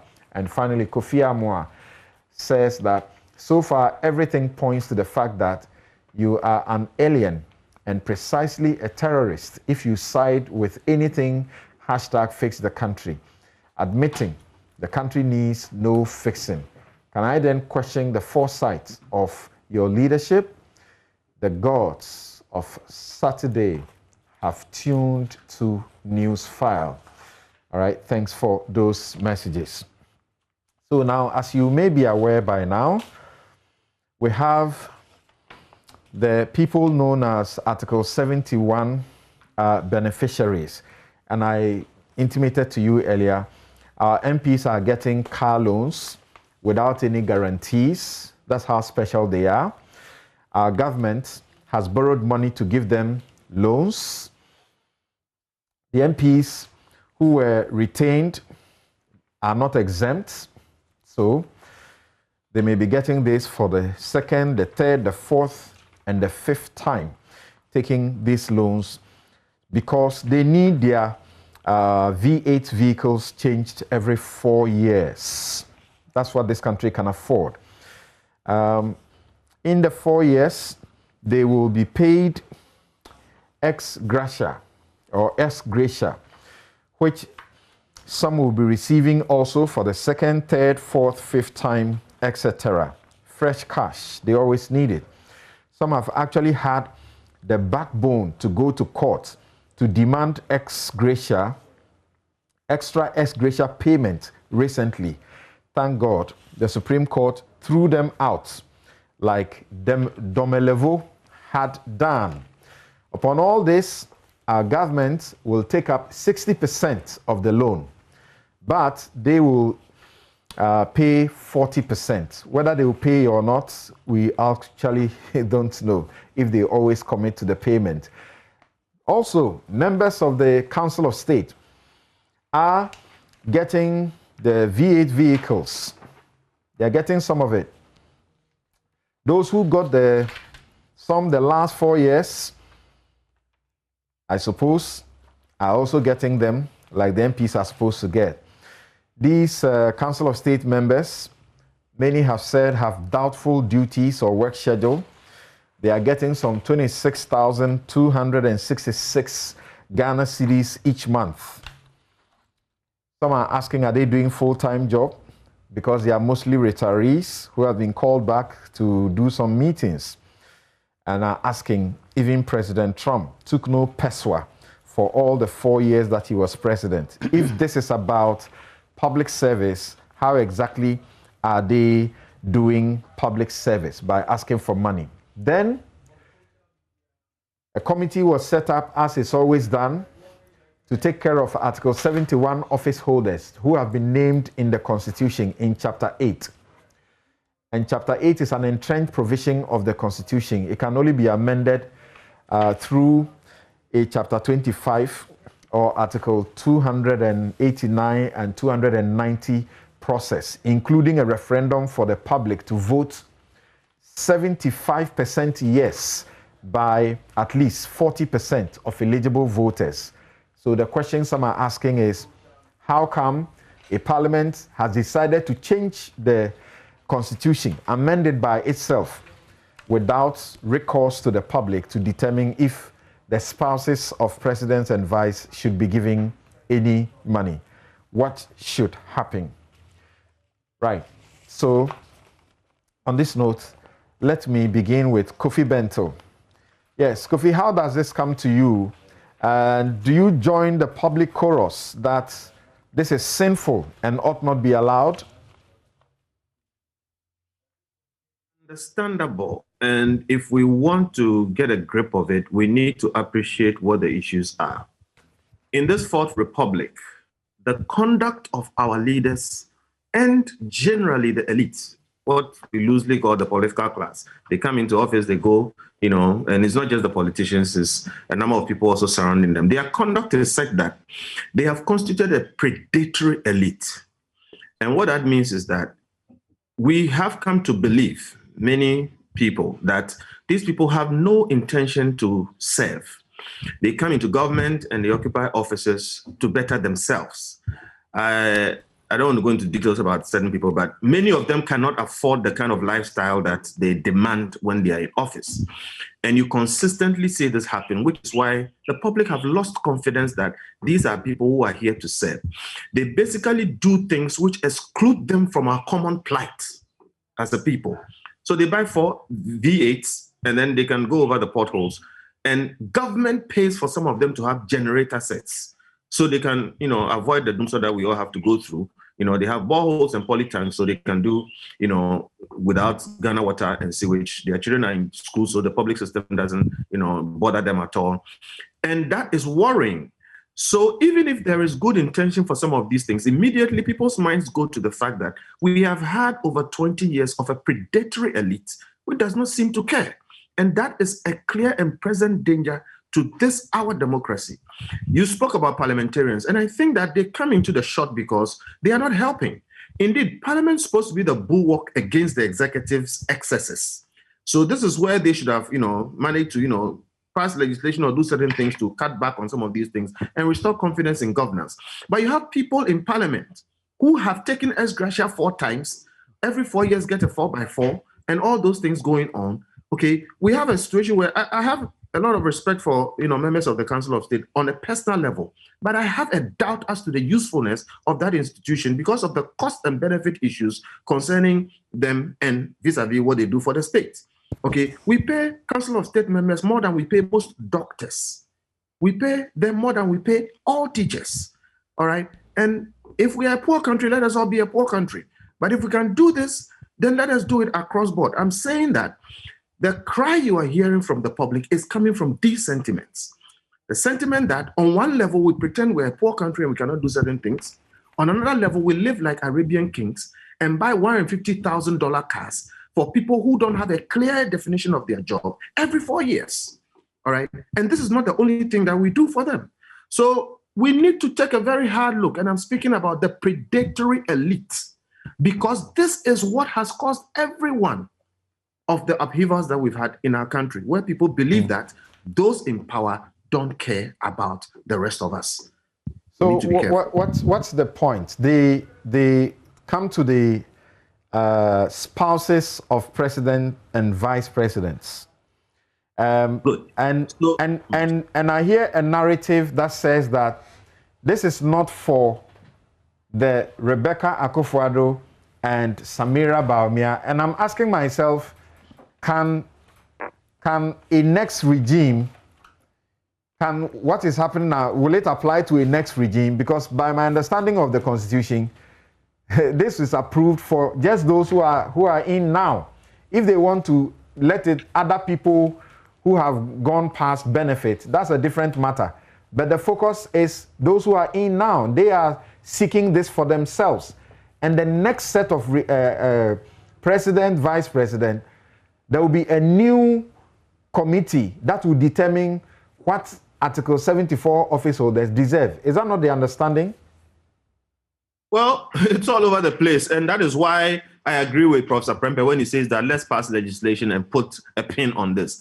Because what you have here is that a committee is set up and they determine these emoluments and it goes to Parliament. Invariably, it is passed. We are going to go to a point where one day we'll be paying spouses $1 million every month.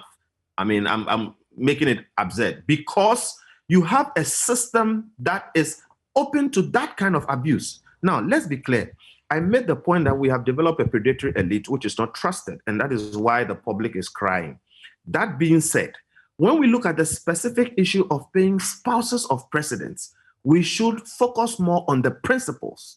It matters that the public has lost that confidence, but we should interrogate the principle of that idea, separate from the names and people involved as one. And two, find out whether there is merit to the principle, and then we figure out how do we do this legally and in a way that does not lead to a situation where one day somebody awards themselves $1 million a month. Okay. If you ask me, and if we had time, I'll explain that the principle that there should be some sort of an allowance for first and second ladies in the Republic is a very sound one. I can defend it anywhere. But there is nothing I can say to defend that they should continue to enjoy it after their husbands leave office. That will make sense. And when that is said, that the principle can be defended per se, then we come to how do we do it? And I agree with Professor Prempe when he says that this is illegal on the face of it. We don't have to be doing illegal things. So let us figure out a way to do it properly and then also make it future-proof. So somebody can come. So you are saying the Constitution doesn't name first or second ladies, therefore it has to go through a constitutional amendment. And this is an entrenched provision. We should go for a referendum because we want to pay our first and second ladies? No, I didn't say we should go for it. I said let us make sure it is done legally. The only legal way will be to go for a constitutional amendment, and this is an entrenched provision. No. Is it not? No, I disagree. There are so many ways, including conventions. See, today, as we speak, there are all kinds of payments being made, including some allowances to first ladies, and I am not against it. So what I'm saying is that it is not everything that must necessarily go through a constitutional amendment and a law and all these things. There can be ways.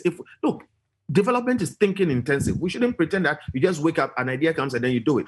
It is possible to find a way. Look, you can even do it through the Chief of Staff's office. Okay. There are so many different ways. And I agree also with what Franklin Kujo said, that let us find specific roles for them, and that will give us value and justify paying them through some office or some other means. What I'm saying is that if we had the time, I can explain clearly how this can be done without a constitutional review. Okay, I'll return to you on it. Oliver, the recommendation for the spouse of the president is for payment of a salary equivalent to a cabinet minister MP. That's different from just a minister or an MP. Their salaries is enhanced because they are doing two jobs. So payment of a salary equivalent to a cabinet minister MP as currently pertains. And you will find that that might be bringing us to the First Lady getting some 33,270 Ghana cedis, and if it comes to the Second Lady, it will be somewhere around 32,832. And then beyond that, it says payments, that's when they go on retirement, when they leave office. Payment of a salary equivalent to 80% of salary of a Minister of State MP if spouse served one full term as president, or 100% of salary of a Minister of State MP if spouse served two or more full terms as president. So by the end of this tenure, President Akufo-Addo is finishing his full tenure. It means that Madam Rebecca will be getting 100% of the salary that will be given to her that has been approved by Parliament. For the rest of her life. What do you say? I think, first of all, there are two questions. There are questions of legality and questions of propriety that I don't want us to conflate. But I think when we also start from the report of the committee, they have made 36 recommendations. Right. By my last count, about 20 of them are actually unconstitutional. And I know that the spousal one is the one that we are all talking about. But almost all the recommendations they make, they did not have the capacity and legal this thing to do. And we can go through them one by one. And if you're minded, I can do that. But let me comment on the spousal one first. You know, I appreciate that there's an underlying feminist sentiment, and what I share, that there conversations about equal pay for equal work that has engulfed the ways in which women are treated unfairly, and that we are failing to consider the fact that first ladies actually do work, you know. But I think that even if we are considering a conversation about paying first ladies, it cannot be disconnected from the broader questions about inequities in how gendered our pay structures sometimes are across board. So that if you connect it with a bigger project, an audit of that question, in certain jurisdictions, you have a clear understanding that women earn about 70% of what men earn. And we haven't done that analysis for Ghana to even to establish gender inequalities. So we could be taking lead on a global issue where we're saying that, listen, we want to start that conversation about gender equity even in the pay structure. But this is totally disconnected from that. Then you come to the legal questions. Clearly, there's no basis under Article 71 for this committee to be considering the issue, even if we deem it important. So their straying into that conversation is problematic legally. I've heard the thing being said by the presidency that Parliament approved it. And I think this is disingenuous because under that committee, there are two types of payments, salaries it can determine. One for the president and one for the Parliament. Parliament approves the one for the presidency and the president approves for the one for Parliament. Now, to the extent that the spouses are not part of the presidency, Parliament cannot be approving it. So how would you say that they approve that? That's the first question for me, because they don't have any legal capacity to approve anything that isn't related to the specific persons listed on Article 71. Secondly, in respect of Article 71 office holders, it says salaries, allowances, payable, facilities, and privileges of office holders that have been listed. If you go to some of the recommendations, it is talking about resource national, the NCC to do its work. It doesn't fall within the mandate of the Commission to be talking about the institution of the NCC. Not that I'm not saying that that is laudable, but I think doing a committee which is constituted for a specific purpose, which is determining salaries, allowances, privileges, retirement benefits, you're not talking about the institutional money given to an institution. So that goes beyond your competence. That's the second thing. The third point I want to make about the spousal thing is that, you know, if you study our pay structure of payments we make in the public sector, there are three bases, I understand, for which payments are made to individuals. One, it is made to elected officials. Two, persons who have been appointed. Three, persons who are recruited. Now, are the spouses of these individuals elected, appointed, recruited? I don't think they fall under any of the categories because we do not make salary payments to personhood, that just because you are a person, you receive salary. That's not what we make. And when you take the vice president, for instance, the reason why we make payment to him is because our constitution says that he is elected together with the president. So when the vice president is appointed, it's an election of the person. So I think that is the context in which we need to understand the basis for which payments are made. Now, I understand that the office of the First Lady, sometimes the expenses are carried by the office of the President. Now, we have allowed that, as we say, it's a matter of convention, all the things we say. Yes. But we need to go back to the Presidential Office Act and determine whether spouses of the President are under that office. So that if we are making payments and carrying the expenses... Are they under that office? Not to my understanding, no. Okay. So that if they are not listed as members of the president's office, then what is the basis of carrying that under the budget of that? And these are things that Auditor General should be asking questions about. But we usually give them a pot of money, and the president, by his own way, sometimes says, oh, I have picked up the medical bills of this person. I have done that. We have done that. Maybe we have determined that we'll give them a pot of cash which they can do as they please with. And it doesn't matter. We don't interrogate that. But if we are minded to go by law, money is approved for the office of the president, as Parliament approves it, must cater for expenses related to persons in the office of the president. So as far as you are concerned, this is a complete illegality? That's as far as I'm concerned, there is no legal basis for it. And so the law itself doesn't support the practice. Do you agree with the principle like Kofi Bento? I not as a blanket one. I think that if you're going into those territories, we have to connect it to gendered inequalities in the pay structure. And if we don't do that, we are enriching a political class rather than catering for everyday Ghanaians in the way in which we are going about that administration, I would say. So that if we should pay them salaries, they should also declare their assets. If we should pay them salaries, they should also be audited. They're elected, appointed, or recruited. before we even get into you declaring salary, there has to be a basis for that, payment, which I don't think we have established. Okay. But I also wanted to, and you would go on, but I wanted, perhaps we circle back to the question, as to this, out of the 36 recommendations, 20 being completely unconstitutional that have been made before us. So it's a question maybe we can leave for people to discuss later. Right. But I wanted to make that. Thank you very much, Oliver. And Randy, have you heard, it's been asked, the question has been asked, and I think it's a very important question that the person asked. Do you want to see your first and second ladies in the Makola market selling when they have left office? Or whilst they are in office? If you say they should work and earn their own money, they should be allowed to work, do you want to see them in the Makola market?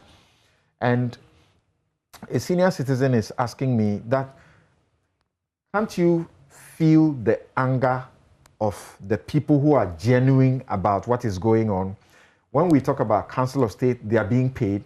Some of them have retired on their salaries and are receiving salaries again. Retired on their salaries and conditions, meaning they are chauffeured, they have car that is changed for them, and yet they are receiving a new car every 4 years. The Constitution Review Commission had this to say. I read that and then you continue. When the issue came up, he said, virtually all the submissions received on this issue about Article 71 were to the effect that the method of determining the conditions of service of public officers under Article 71 is too incestuous and needs to be reviewed. The submissions also noted that the office holders whose conditions of service are determined by the President risk losing their independence of thought and action in relation to the President. Yes. Samson, this is an issue that you could take from a lot of angles. I mean, since you ended with the Council of State one, let me just go through that. And the Presidential Committee on Emoluments report, the June 2021, if you look at the consultations, that's chapter 3. Because you finished on the Council of State, I'll start off with that place. And it goes on with the Council of State. It says that according to members, that's when they met with the Council of State, according to members, the role of the Council of State had increased beyond advising the President as stated in the Constitution. The Council is now involved in representations on behalf of the President and the State, and their members are involved in mediation and conflict resolution. They advocated that their remuneration should be enhanced to reflect their increased role in the governance of the country. So this is the thinking of the members of the Council of State. Then it goes on to say on official vehicles, that the members indicated that they are not provided with official vehicles or transportation allowance to attend meetings and perform other assignments. Council members who represent the regions have to travel to interact with people in the districts as part of their work. Such members have to foot their own transport and accommodation bills on such travels. According to them, the current arrangement where government facilitates the granting of loans for council members to purchase their own vehicles is unfair, as a significant proportion of their salaries goes into the repayment of the loans. The council argued for provision of official vehicles to members, just like members of the executive and judiciary. In the interim, there should be transportation allowance for attending meetings and undertaking other assignments. So the point they make here is that although government facilitates loans for us to buy vehicles, when we are undertaking assignments, we should also be given transport allowance. For the Council of State, is it a loan for their vehicles? It's a loan. Okay. It's a loan. Because that was the loan agreement. There were two loan agreements before Parliament. So, but it's no, I mean, government takes a loan for them. Yes. But does it give it to them as a loan? Yes. Like the MPs? Yes. Okay. So that's what happens. And if you look, you see, there's a lot of insincerity and lack of candor on these issues. On the issue of the vehicles with the loans and everything, there's that argument about the members of the executive and the judiciary don't have to take loans. They are given vehicles, and they use the vehicles for their work.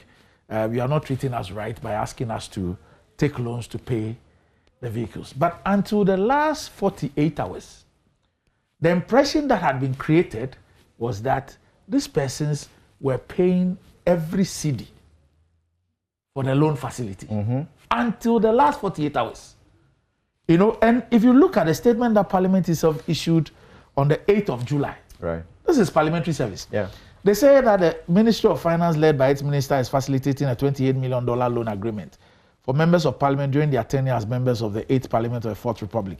The loan, which is part of their conditions of service and which is payable during their tenure, has generated a lot of discussions in the media space, with the conversation centered mostly on whether the members are deserving of the facility, given what has been described as the scarce resources available to the country and given the plethora of needs by the various MDs. And it moves on to paragraph 4.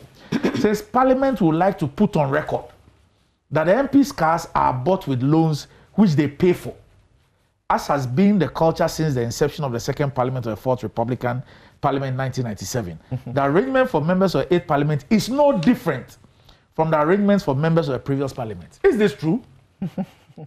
Is this true? This is a statement put out by Parliament. This is a blatant falsehood. Because the truth of the matter, that's why I decided to... You don't want to use lie? First of all, it's a lie. It's a complete lie. Okay. First of all, the agitation about, look, we are not being served well. The other arms are giving duty post vehicles. Why do you give us a different arrangement? That's separate. But then don't also create the impression as if you pay fully for the vehicle that you're giving. Because now we realize that, look, first of all, you don't pay duties on a vehicle. Now, for the $100,000, the state is going to pay 60% of it. And the state will also pay the interest on the loan. So what each MP and member of Council of State will be entitled to pay is $40,000 over 4 years. So basically $10,000 per year for 4 years for a $140,000, $150,000 vehicle. So we need to be a bit honest in dealing with the issues. You get the point I'm making. Now, another interesting thing. You know that the committee recommended $80,000. Are you aware? What the committee actually recommended was $80,000 for the vehicle loan. So yes, it was a recommendation. They varied it to $100,000 in approving it. They changed it because what is in the report is $80,000, not $100,000. You get a point. So I think that we need to be a bit more candid with this issue and deal with it. On the issue of spouses, the spouses. Look, when you go back to chapter 3, you see, there's a lot of talk out there. Oh, people say, oh, this will go as far back as spouses of military, heads of state, and it covers everybody. It's not just for Mrs. Akufo-Addo and Mrs. Bawumia and all that. Look, if you read the consultation, which will give you a basis for why they go into it, they say the committee was further tasked by the executive to determine the best way to treat spouses of former presidents. It was revealed that the state has in recent times assumed responsibility for some of the basic needs of spouses of former presidents, including the payment of monthly allowances. The executive admits that this is a humanitarian gesture intended to support the spouses to lead decent lives befitting the status of their husbands. It was, however, noted that this gesture is not supported by any legislation. The committee was therefore called upon to advise on how to formalize the current arrangement through legislation and ensure that these benefits are clearly stated for the sake of transparency. Now, earlier on, you had this discussion with Kofi, where you said that the only route is to go through a referendum and all that. Because I was only saying that no, I get they the are point. not Article 71 I get the point. holders. That's for those who say that we should amend Article 71 to include them. So that's one vehicle that people look at. There are those who also hold the view that you can submit a bill to Parliament. Let's say President and Vice President spouse emolument bill, to make a case for why you believe that spouses of presidents and vice presidents ought to be paid something. Make a basis for that. And Parliament can look at that and then... So it will not arise from Article 71? Yes. Because if it has to arise from Article 71, yes. Article 71 is in Chapter 8. Yes. Chapter 8 is entrenched.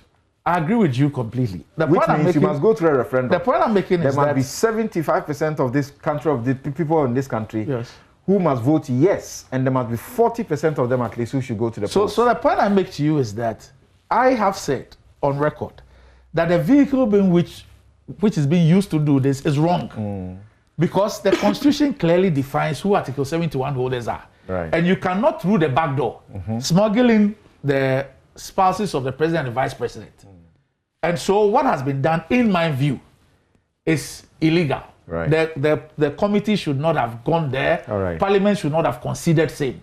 But I'm saying that if you are so minded, to legislate on this, you could come with a bill. Okay. If you think that going through the referendum, I don't see the reason why we should go through a referendum. Where are you? The principle that they should be paid? Look, the truth of the matter is that this country has been spending on the offices of the First Lady and the Second Lady. If we decide to interrogate this issue, we should interrogate it fully.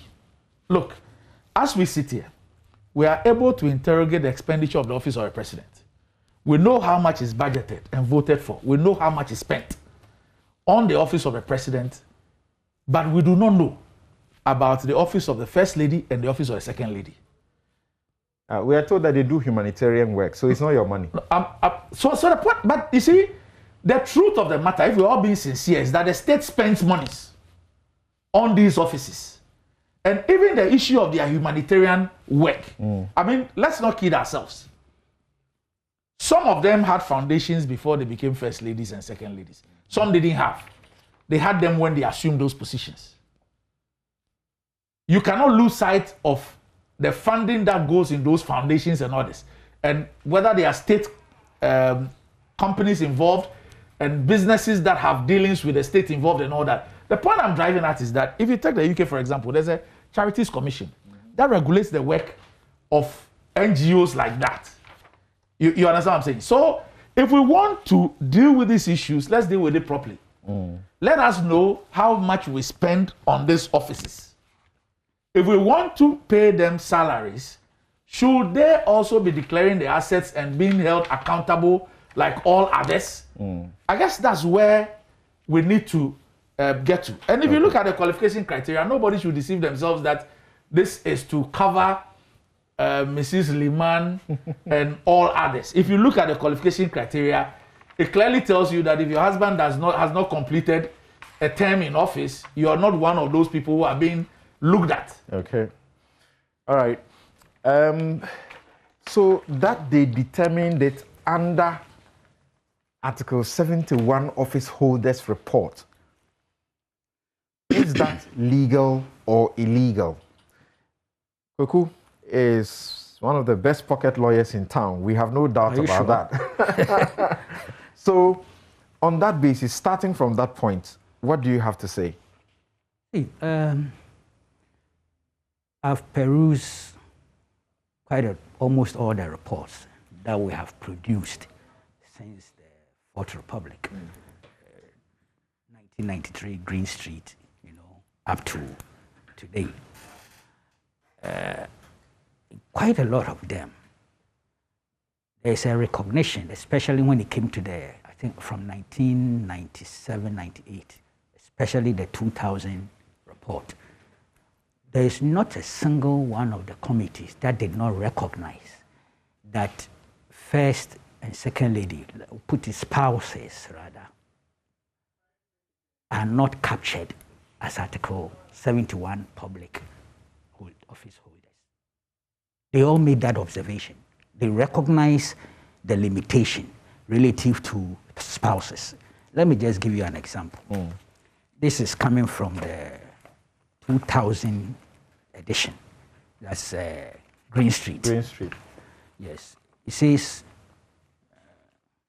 yes, functionaries who fall outside Article 71 of the 1992 Constitution, spouses of heads of states.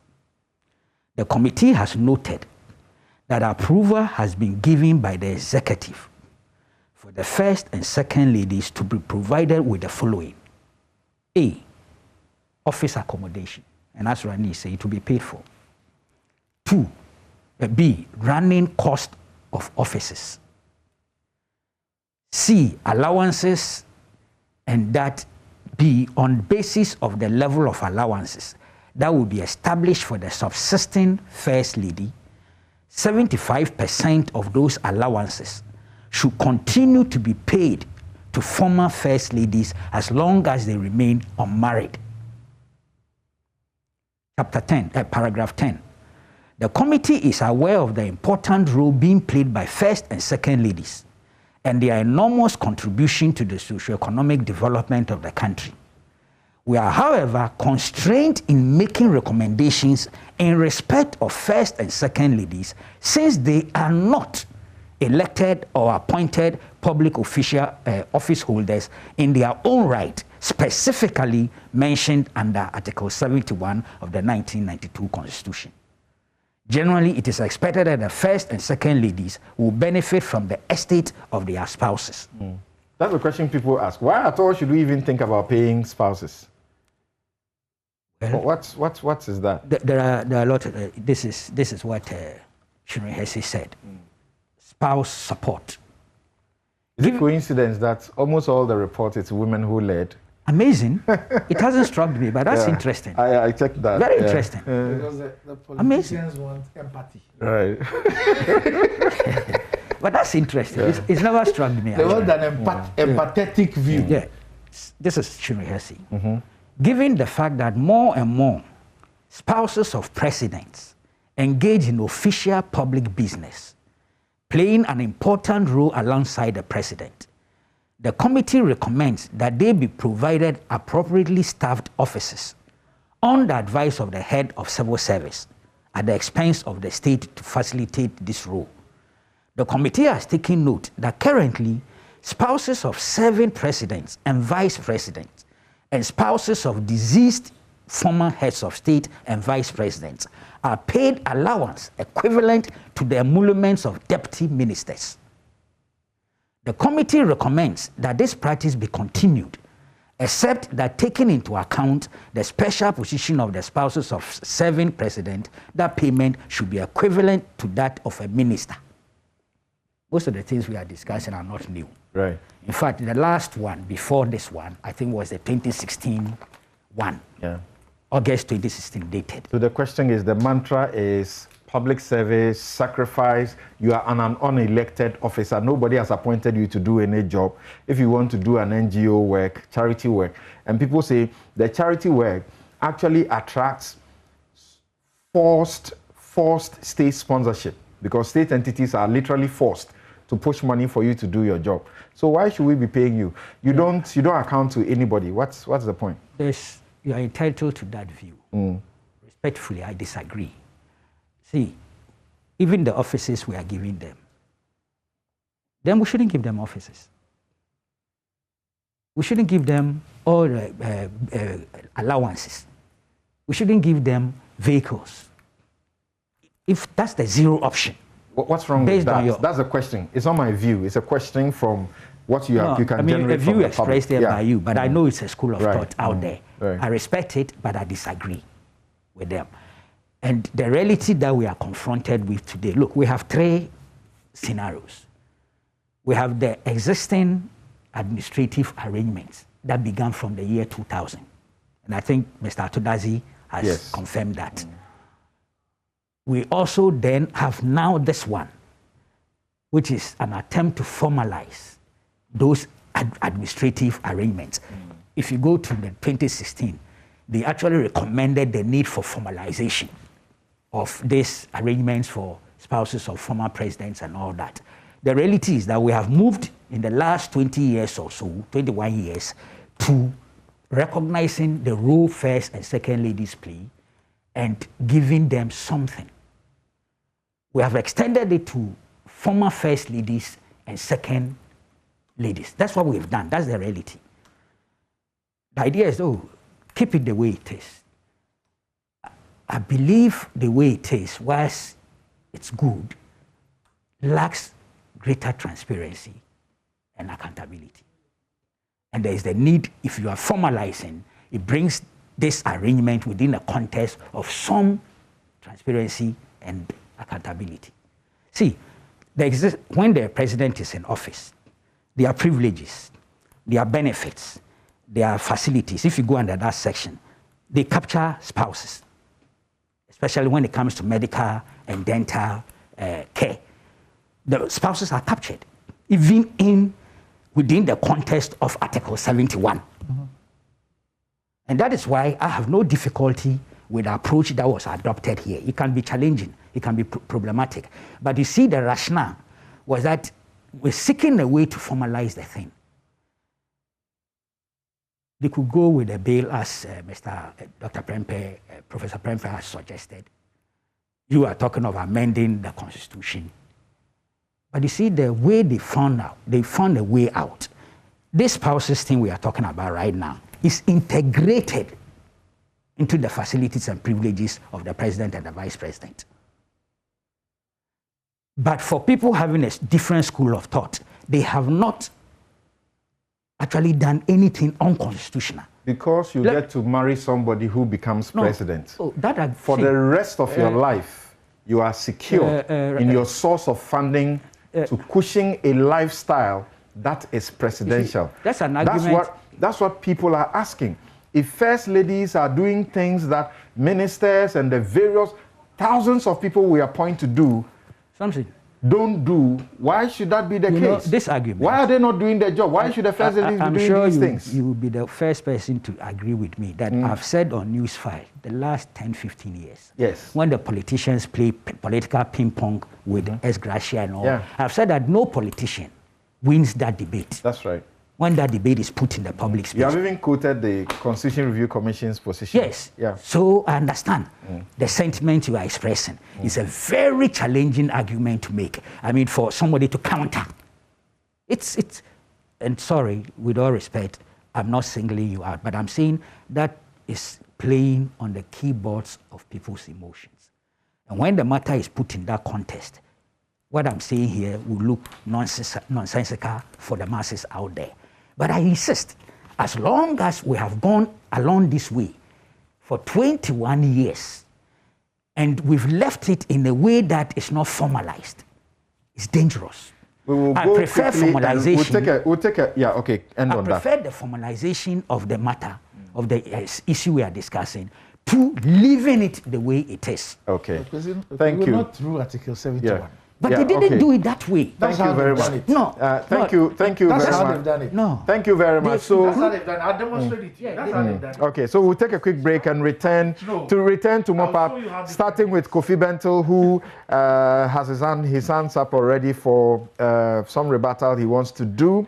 But the people of Ghana, the ordinary people, are asking, can a country that borrows to survive, borrows to build toilets, borrow to buy condoms and sanitary pads for girls in school, continue to fund these people like that? We'll be right back. It has come to the attention of police that a document, which is a warning letter from the police is in circulation on social media, and a lot of commentary have gone on whether the propriety of policing action in respect of this document. Commander, please, can you give some little information about Yes, my lord. What incident was it about? My lord, it was an incident that happened between the deceased and police in Ejura. Whilst police were on their normal duties, he had gone to film them, and when they protested, there was some altercation, so he was arrested, brought to the station, and subsequently the district commander had issued him with a warning letter not to repeat what he had done. And so the warning letter was in respect of the case that the police had against him, because the impression that is being given out there is that the police had given him a warning because he was involved in activities of exposing persons or people who were doing wrong in his own mind, my lord.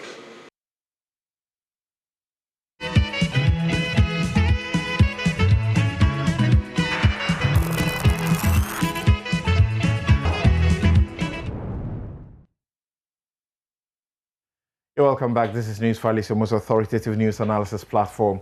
And here at Newsfile, we put Ghana first. Kofi Bento, in some 1 minute, if you can do some 30 seconds, we'll be happy. And then Oliver, some 30 seconds, please. Let's move up. Okay, straight to the point. I think that law can be problematic. If we pass, for instance, legislation that we should pay the spouses of presidents, what if the man has 4 wives? We are going to have to pay all of them. Number 2, spouses do work, and I think it is fair that we do something for them. The best way I think we can do this is to simply give the president or the office holder an allowance, which is a spousal allowance, which is a percentage of their salary. Now, I don't have time to explain, but all I'll say is that this is compatible with Article 71, and it's also compatible with changing scenes. So if you have a certain 10% allowance of your salary and you decide to marry 4, that is up to you. The fact, however, is that today we incur security costs on these first ladies, and that is a necessary cost. We don't want them to escalate that cost by going to work and going to do all of these things. And indeed, their function as first ladies is far more than it's obvious to all of us. So principle is, yes, it's okay to extend some money, but it should be transparent and it must be made lawfully. It can be done if we just give the office holder an allowance. All right. Oliver, Nana Todazi gives us the history of it and says, okay, if it's a Muslim and marries 3, 4, or customary marriage and can marry as many, then you give one salary for one first lady and then they all share. What happens to the house that is supposed to be built for them afterwards and all? You build one house and they share. There's supposed to be a 4-bedroom house. An allowance therefore takes care of all of these, little things here and there. Yes, so Oliver. Yes, Oliver. Some 30 seconds, quickly. Sorry, 30 seconds. Yes. Let me first start with just 2 points. First, on the Ejura committee. Ni Kote says, always says something that in Ghana, public inquiries are where the state goes to bury public anger. And it has become a mechanism of silence. I think today we are seeing that it's now also a pressure cooker for generating alternative facts. On the spousal issue, I think that Kweku Bakum makes a point about his view as to what is proper and admits that if this is taken into the public, that people would not agree with him. Then it's recognizing the democratic deficit of trying to hide it under this committee. Let the public decide what is good for them. I don't think a few voices should co-opt it and impose what they think is the best way. Let the public make that decision. All right. Thank you. Thank you very much, Oliver. And as always, my outfit is by Habels Couture. You can get them at our Dringano. They will give you and make you look really good. My time is up. I wanted to still get my other guests to say their 30 seconds or something. Okay, so my indication from the production is that that is not possible. So my guests have been Dr. Randy Abe. He is host, Good Morning Ghana, Metropolitan Television. Kofi Bento is lawyer and senior vice president, Imani Africa. Oliver Baka Vomowo is researcher, University of Cambridge, Faculty of Law. Abdul Malik Kubako is editor-in-chief of the New Crusading Guide newspaper, editor at large, and our regular panelists. Thank you always so very much. I'm Samson Ladi Anyanini, and as always, we'll come your way next week, God willing, with another interesting edition of the show. Look for Habels Couture on social media handle. Just type Habels Couture and you can get something like this, very cheap. Thank you.